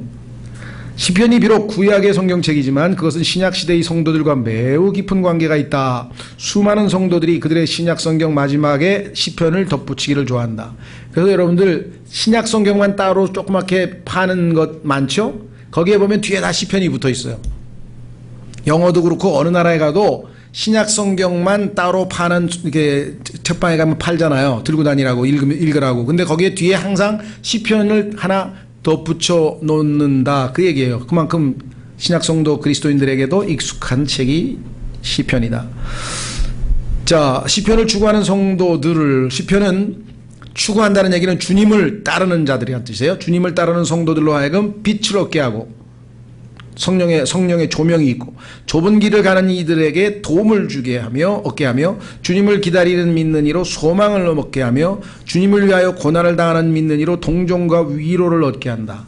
그래서 시편을 많이 읽고 묵상할수록 정말 감성이 풍부하고 어떤 그 체험적 신앙, 그냥 기도원에 가가지고 그냥 거의 혼미 상태에서 막 뭐 번쩍번쩍 이런 건 이거는 단 거의 사기성이고 다 속는 거고, 시편 말씀을 깊이 읽는데 그 느낌이 마음에 젖어넣어서 막 눈물이 나고 막 그런 공감을 했다면 그거는 하나님이 주시는 체험이다 이 말이죠.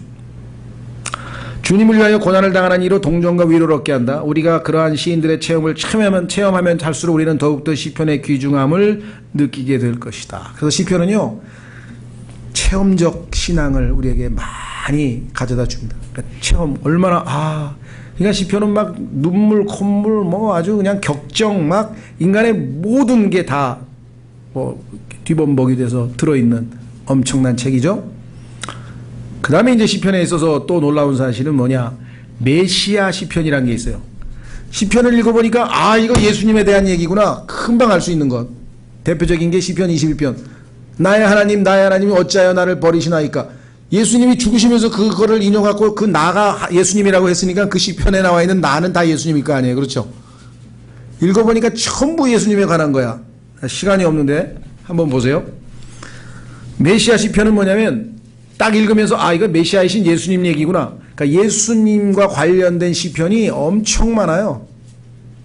자, 우리 주님은 일찍이 제자들에게 말씀하시기를 내가 전에 여러분과 함께 있을 때 여러분에게 말한 것 곧 모세의 율법과, 여기 이제 신원서라고 되어 있는 것은 우리 성경엔 대언서로 되어 있습니다. 대언서와 시편에 나에 대하여 기록한 모든 것이 이루어져야 한다.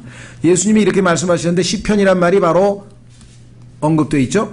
그렇다면 확실히 시편은 그분과 관련된 예언으로 충만하다.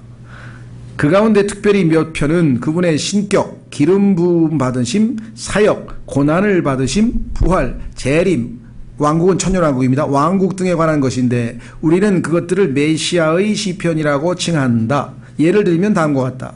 시편 제22편은 메시아의 시편으로서 그분께서 어떻게 십자가에 못 박혀 죽으셨는지를 관하여 묘사하고 있다. 저자 다윗의 일생 중에는 이러한 역사가 없었다. 다윗이 썼다고 했는데 다윗의 일생을 아무리 들여다봐도 여기에 나와 있는 사건이 해당이 안 돼. 그것은 뭐예요? 메시아이신 예수 그리스도의 자손, 다윗의 자손인 예수님에 대한 얘기라는 것을 우리가 금방 알 수 있죠. 완전히 성령께서 그를 감동시켜 이러한 기묘한 예언을 써내도록 한 것이다. 자, 이제 시편 22편을 펴니다. 왜? 여기 나와 있는 성경 구절이 다 지금 개역 성경으로 되어 있기 때문에 우리는 지금 킹제임스 성경으로 확인해 가면서 읽겠습니다. 시편 22편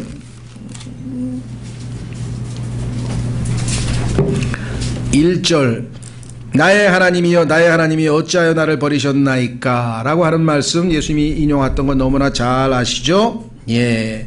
3절 그러나 오 이스라엘의 찬양 가운데 거주하시는 주여 주는 거룩하시나이다. 그럼에도 불구하고 자식을 버려서라도 죄인들을 구원하실 수밖에 없는 하나님의 거룩하심에 대한 이야기.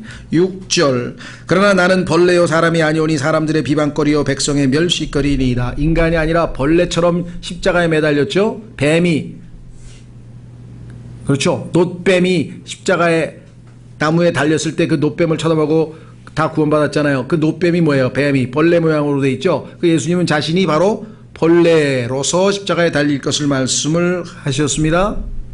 그 다음에 7절 나를 보는 모든 자들이 나를 비웃으며 입술을 내밀고 머리를 흔들며 말하기를 그가 주를 신뢰하며 그분께서 자기를 건지실 줄로 믿었도다. 그분께서 그를 기뻐하셨으니 그를 건지시리로다 하나이다. 이 구절 신약에 다 인용된 구절입니다. 예수님에 관해서. 그렇죠. 그 다음에 12, 13절 그 유명한 구절이죠. 예수님께서 십자가에 달리셨을 때 이 예언대로 이루어졌는데요. 12 많은 황소들이 나를 에워싸며 바산의 힘센 황소들이 나를 둘러싸고 그들이 약탈하며 울부짖는 사자같이 나를 향해 입을 벌렸나이다. 자, 여러분들 이 구절이 성경 어디에 나오나요? 사복음서에 보니까 이런 얘기는 안 나오는데 어디를 가야 알 수 있느냐? 자, 예수님께서 십자가에 달리셨을 때 여기에 나와 있는 바살의 힘든 소라든가 그 다음에 여기 나와 있는 부르짖는 사자라든가 이런 자들은 다 영적인 대적들이란 원수들이란 말이죠. 그렇죠? 그러면서 지금 지켜보고 있는 거예요, 예수님을. 그래서 그들을 이기셨다. 그들과 영적 전쟁을 벌이고 계셨어요. 우리는 십자가에서 달리신 예수님을 보면 내 죄 때문에 저런 고난을 당하시는구나 항상 거기에 초점을 맞추는데 맞죠? 내 죄 때문에 예수님이 저렇게 고난을 당하시니까 감사하는 마음도 있어야 되지만 조금 한 걸음 뒤로 물러서서 이분은 지금 마귀들과 영적으로 전쟁을 벌이고 계신 사실을 지금 여기서 봤잖아요. 그것을 골로새서 성경에다 뭐라고 써놨나 한번 확인해 보겠습니다. 자, 골로새서 가보세요. 골로새서로 가시면 예수님께서 벌였던 영적 전쟁에서 승리하셨음을 우리에게 보여주십니다.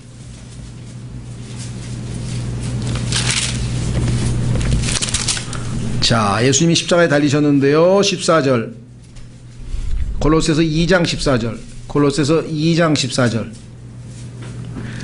우리를 대적하고 우리를 반대하던 규례들을 율법입니다. 손으로 기록한 것을 지우시고 그것을 길에서 치우사 그분의 십자가에 못 박으셨으며. 자, 율법의 저주를 이제 끝내셨어요. 15절 정사들과 권능들을 벗기사 십자가 안에서 그들을 이기시고. 지금 십자가 안에서 지금 전쟁 벌이고 계세요. 예수님이 바산의 황소들과 사자가 지금 둘러싸면서 예수님을 집요하게 내려오시라고, 십자가 지고 가지 마시라고, 당신은 전능한 하나님인데 왜 그러시냐고. 예수님께서 거기서 그 시험에 져서 십자가에서 내려와 버리셨으면 우리는 구원을 못 받는 거예요. 하나님 앞에 속죄 헌물로 드려져야 되고 우리의 죄값이 치러져야 되는데 예수님이 거기서 내려오시면 마귀들의 송사에 밀려서 미혹에 넘어져서 중간에 내려오셔 버렸으면 어떤 일이 벌어졌겠냐. 근데 예수님은 끝까지 순종하셔서 십자가의 생명을 내어놓으셨죠. 그것을 승리라 그랬어요. 여기 이기셨다 그랬죠. 십자가 안에서 그들을 이기시고 공공연히 그들을 구경거리로 삼으셨느니라. 이제 너희는 패배했느니라. 그래서 여기서 사탄이 드디어 진 거예요. 예수님은 십자가 안에서 승리하신 것이고 영적 전쟁. 자, 다시 시편 돌아옵니다. 22편 시편 22편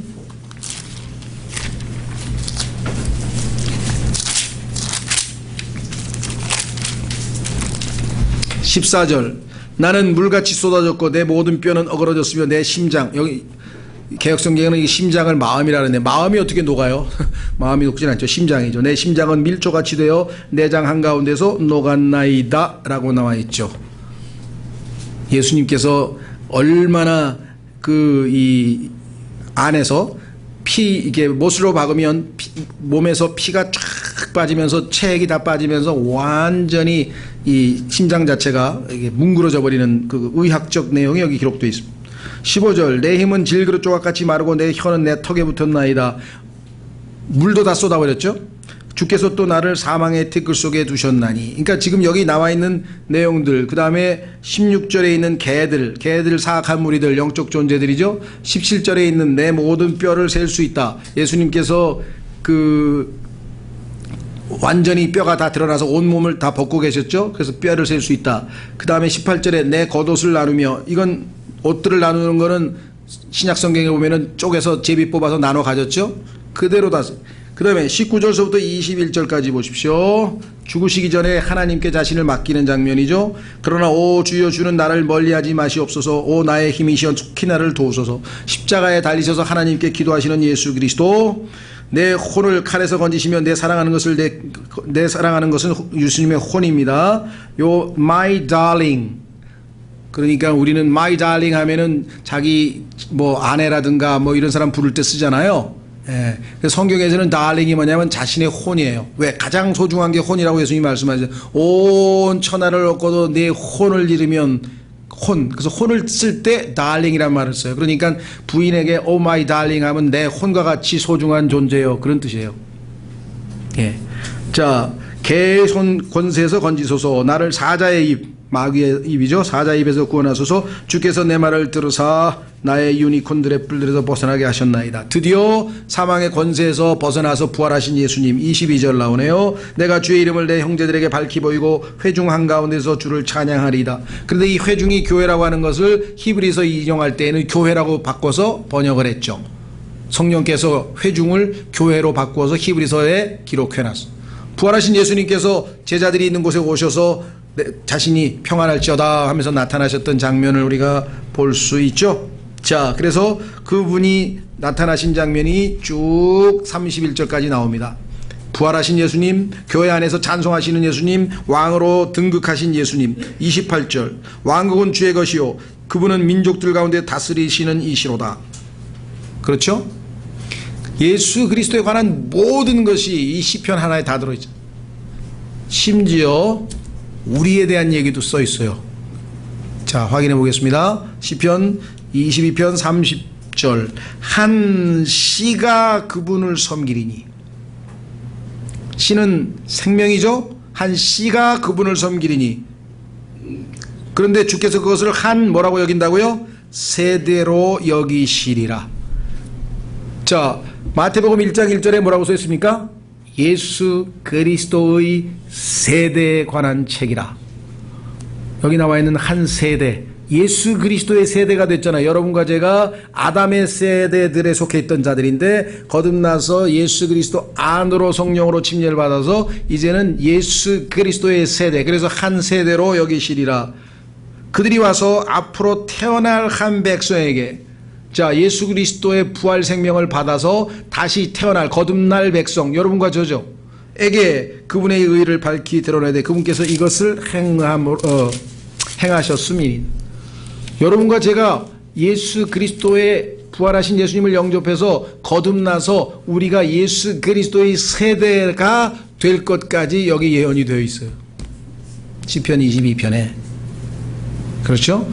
예. 그래서 시편 한 편만 샘플로 이게 메시아 시편이라고 할 수밖에 없다라는 것을 아시겠죠. 자, 그 다음에 34페이지 기타 메시아 시편. 요건 여러분들이 참조를 하셔서 성경을 읽을 때마다 이게 예수님에 관한 것이구나. 시편 제2편 천년왕국에 대한 얘기, 시편 제8편 예수님의 초림에 대한 얘기, 23, 24, 22, 23, 24. 23은 잘 아시죠? 주는 나의 목자시니, 옛날 성경에는 여호와는 나의 목자시니 주는 나의 목자시니 내가 부족함이 없으리로다 라고 했죠. 그러니까 시편 22편에 보면은 예수님은 초림하신 선한 목자예요. 선한 목자는 양을 위해서 목숨을 내어준다 그랬잖아요. 그렇죠? 시편 23편은 지금 현재 여러분과 저를 인도하고 계시는 주님이세요. 그 다음에 시편 24편은 다시 오실 목자장이신 예수님을 가리켜요. 우리의 과거, 현재, 미래와 관련된 목자이신 예수 그리스도가 시편 22, 23, 24편에 연속적으로 계시되어 있고요. 이 40편 순종에 대한 얘기, 죽기까지 순종하심에 대해서, 41편 주께서 팔리심 전부 예언되어 있죠. 시편 45편은요 나중에 여러분과 제가 예수 그리스도와 혼인하는 어린 양의 혼인잔치에 대한 내용이 시편 45편입니다. 그래서 시편 45편을 보면요 제목이 뭔지 아세요? 사랑의 노래 이렇게 써있어. 시편 45편에 보니까 떡하니 사랑의 노래 이렇게 써있대. 기가 막히죠. 예수 그리스도와 몸된 교회와의 사랑을 나타내는 것. 시편 45편 고라의 아들들을 위해 소사님의 맞추어 악장에게 준 마스길, 다 음악 용어입니다. 사랑의 노래. 그래서 시편 1편서부터 7절까지는 신랑을 소개하고 있고 8절서부터 17절까지는 결혼식을 소개하고 있고 거기에 여러분과 제가 신부의 모습으로 나타나고 있습니다.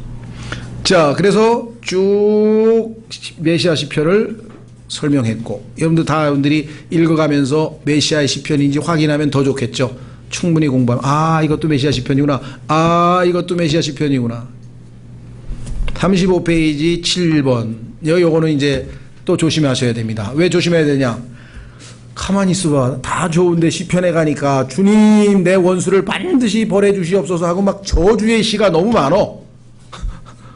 읽을 때마다 왜 신약 성경하고 좀 안 맞네. 원수를 사랑해야 되는 건데 저주하는 내용이 이렇게 많아요. 시편 보면은. 근데 이거는요 구약적 배경이고요. 자, 1차적으로 그다음에 신약 성도가 해서는 안 되는 것이고요. 더 중요한 것은 그 사악한 자는요 적 그리스도 사탄을 가리키는 거예요. 하나님께서 그 하나님의 대적 그 원수 사탄을 반드시 벌하시옵소서. 그가 하나님의 백성인 나를 괴롭히고 주의 다른 백성들도 괴롭히고 주님 그는 하나님의 대적이니 반드시 멸하시옵소서. 즉 사탄의 멸망을 간구하는 기도의 내용이기 때문에 오늘날 우리가 물론 사탄의 위에서 기도할 수 있지만 나를 괴롭히는 그 형제를 꼭 하나님 좀 때려주세요 막 이런 식으로 기도하면 안 된다 이 말.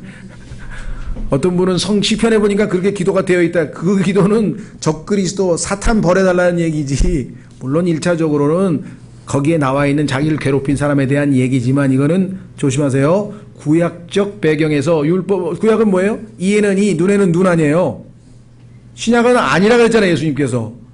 근데 그걸 근거로 해가지고 막 자기 괴롭힌 사람 막 저주하는 기도하면서 막 그러면 안 되죠. 문제는 어디에 있느냐? 그런 기도를 자꾸 하면은요, 하나님께서 응답을 해버리신다는 게 문제가 있어요. 응답을 해버려요. 하나님, 나는 하나님의 자녀인데 체험이 없어요. 제가 방언 좀 해야 되겠어요. 방언 좀 해야 되겠어요. 막 1년 동안 기도했더니 방언이 돼버렸다. 그러니까 엄마 나 정말 냉차 먹고 싶어. 정말 야 그거 먹으면 콜레라 걸린대. 그래도 먹고 싶어. 병원에 간대. 그래도 먹고 싶어. 그래 먹어라. 그 먹으면 어떻게 되겠어요? 기도도 잘해야죠. 잘못된 기도하면은 응답돼 버리면은 큰일 나는 경우가 있어요. 그래서 얼마나 많은 사람들이 저주 기도 때문에 일이 벌어졌을까? 이건 난 몰라요. 하늘나라에 가면 아시겠지. 기도 함부로 하는 거 아닙니다. 그렇죠? 예, 조심하시고요. 그 다음 그 설명이 36페이지에 4번에 나와 있습니다. 자, 그 다음에 핵심 단어는 뭐냐? 찬송. 이 찬송이라는 단어는 우리말로는 우리 우리 성경에는 찬양이라고 되어 있습니다. 찬양. praise라 그래요. praise. 찬양은요, 꼭 노래로만 하는 건 아니고요. 하나님께서 나에게 해 주신 것에 대한 감사. 가족도 주시고, 교회도 다니게 하시고, 구원도 베풀어 주시고, 먹을 것도 주시고, 입을 것도 주시고, 건강도 지켜주시고, 뭐, 어마어마하게 많은 걸 해주셨잖아요. 그죠? 뭐, 창조도 해주시고, 생명도 주시고, 뭐, 다. 그것에 대해서 감사, 찬양이고요.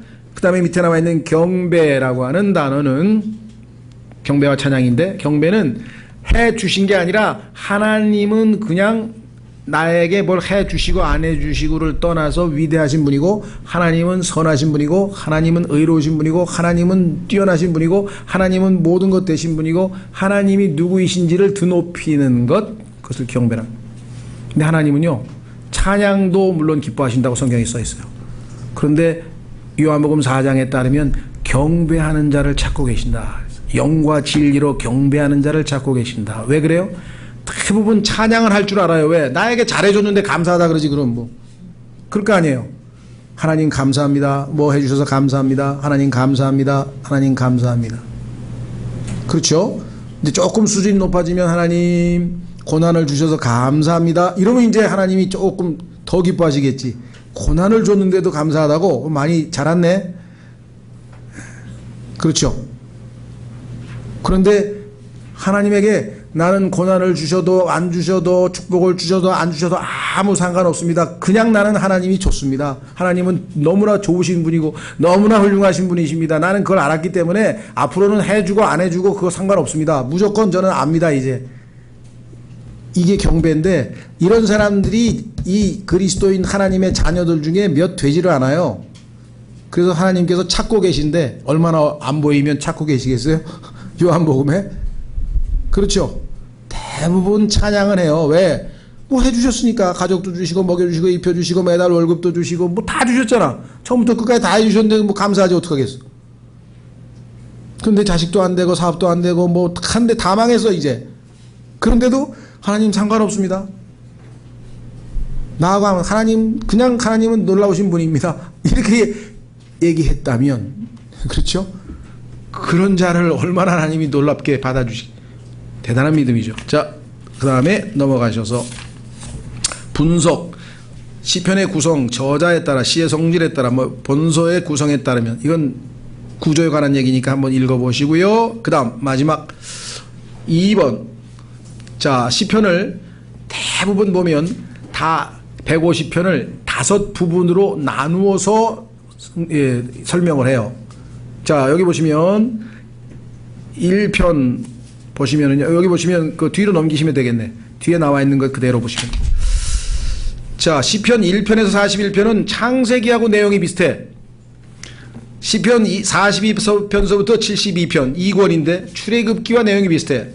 3권 73편에서 89편은 레위기하고 비슷해. 4권 90편에서 106편은 민수기와 내용이 비슷해. 5권 107편에서 150편은 신명기하고 내용이 비슷해. 그래서 누군가가 가만히 있어봐, 이게 모세오경하고 탁 내용이 맞아떨어지잖아, 이렇게 해서 발견을 해낸 겁니다. 이게 100% 답이다 그런 건 아니지만 실제로 읽어보니까 그래요. 자, 보세요. 38페이지에 창세기의 내용에 부합되는데, 자, 처음에 축복, 2번은 타락, 3번에 회복. 이거 창세기 내용하고 비슷하네. 2권 출애굽기에 1번 박해를 당함, 부르짖음, 그런 내용이 들어있어. 그 다음에 구속주이신 예수님에 대한 내용이 나와. 그 다음에 출애굽하면서 구속받은 내용이 시편에 들어있어. 그러면 출애굽기하고 비슷하네. 3권에 가니까 레위기하고 너무 비슷해. 왜? 성소란 얘기가 너무 많이 나와. 성소. 가만히 있어봐. 하나님은 거룩하시고 우리는 성소에서 그분께 경배하는데, 그러면 레위기하고 비슷하구나. 4권으로 가니까 모세가 쓴 90편서부터 시작해가지고 광야에서 이스라엘 백성들이 하나님 앞에서 방황하면서 방랑하면서 쓴 내용이 다 들어있어. 그럼 이 민수기하고 비슷하네. 그 다음에 시편 107편에서 150편에 보니까 전부 하나님의 말씀에 대한 얘기가 나오네. 신명기하고 비슷하구나. 그래서 시편을 이렇게 5부분으로 나누어서 모세오경에 맞추어서 보면 이해하기가 쉽다. 그러니까 성경을 너무나 사랑하시는 어떤 분이 성경을, 시편을 자꾸 읽다 보니까 이런 게 있었구나 하고 발견해냈는데, 대부분의 사람들이 동의를 해서 맞아, 일리가 있어. 그래서 이게 웬만한 구약개론 책에 보면 다 소개가 되어 있습니다. 마지막으로 시간이 벌써 4분 지났네요. 다음부터는 약간 정확하게 시간을 맞춰야지, 하나님 앞에서. 자, 시편 중에서도 가장 독특한 시편이 있어요. 저는 시편 119편이에요. 그래서 시편 119편은 176절로 되어 있는데 이거를 22주에 걸쳐서 22번의 강의를 통해서 저희가 공부를 했는데 왜 그랬느냐. 시편 119편은 하나님의 말씀에 대한 시편인데 하나님의 말씀인 구약 언어 히브리어는 철자가 22개입니다. 영어는 A, B, C, D 하면 26개죠. 우리는 가갸, 거겨, 아야 뭐 24개인가요? 그러니까 철자의 알파벳 개수가 히브리어가 22개예요. 알레프부터 시작해가지고 이제 타브까지 가는데 그 철자에 맞춰서 알레프, 즉 A에 해당되는 거죠. 영어에 A에 해당되는 그 알레프로 시작되는 8절, 그러니까 첫 단어가 다 알레프로 시작되는 절수가 1절, 시편 119편 1절, 2절, 3절, 4절, 5절, 6절, 7절, 8절은 첫 단어가 다 알레프로 시작해. 그 다음에 9절서부터 16절까지 8절은 다 베타로 시작해. 베트. 그러니까 22개의 철자 곱하기 8절씩 하니까 176절이 되죠. 그 성경에서 가장 긴 절이 된 거예요. 22 곱하기 8. 그런데 그 176절 속에 매 절마다 하나님의 이름이 들어가 176번이 더 들어가 있어요. 그 다음에 세 절 173절이죠. 그러니까 세 절만 빼고 다 하나님의 말씀에 대한 얘기가 거기 다 들어가 있어요.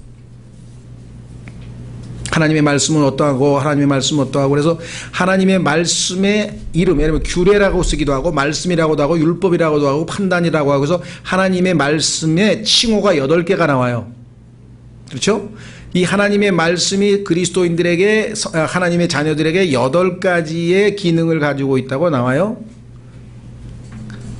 그 말씀이 8가지로 우리에게 어떻게 순종해야 되는지도 나와요. 그러니까 시편 119편은 성경에 대해서 말하고 있는 내용이야. 무슨 말 이해가 되시나요? 그래서 어떻게 보면 성경의 심장에 해당돼요. 성경이 성경에 대해서 설명하고 있어. 이해가 되세요? 그래서 정말 이 시편 119편은 여러분들이 잘 공부해 두시면 좋을 것 같으네요. 예. 정신 하나도 없으시죠? 어쩔 수가 없어요. 분량이 너무 많다 보니까. 예, 그래서 좀 힘드시지만 일단 이렇게 해서 핵심적인 거 이렇게 머릿속에 딱 몇 개 담아두시고 또 이 교재 말고 이거보다 훨씬 더 자세하게 구약개론 해놓은 CD가 있잖아요. 늘 틀어놓으시면서 차에서 들으시고 설거지 하시며 들으시고 그래서 구약개론 신약개론에 능통하면 성경 읽으실 때 도움이 돼요. 아, 이 책은 이런 거야. 그래서 도움이 되시. 지도가 서울시 지도가 쫙 머릿속에 다 입력되어 있으면 구경 가면서 아, 지도에서 봤던 거기 강북 거기구나. 아, 여기가 여기구나. 그 성경 읽으면서 훨씬 도움이 되시겠죠? 예. 자, 그러면 여기서 마치겠습니다.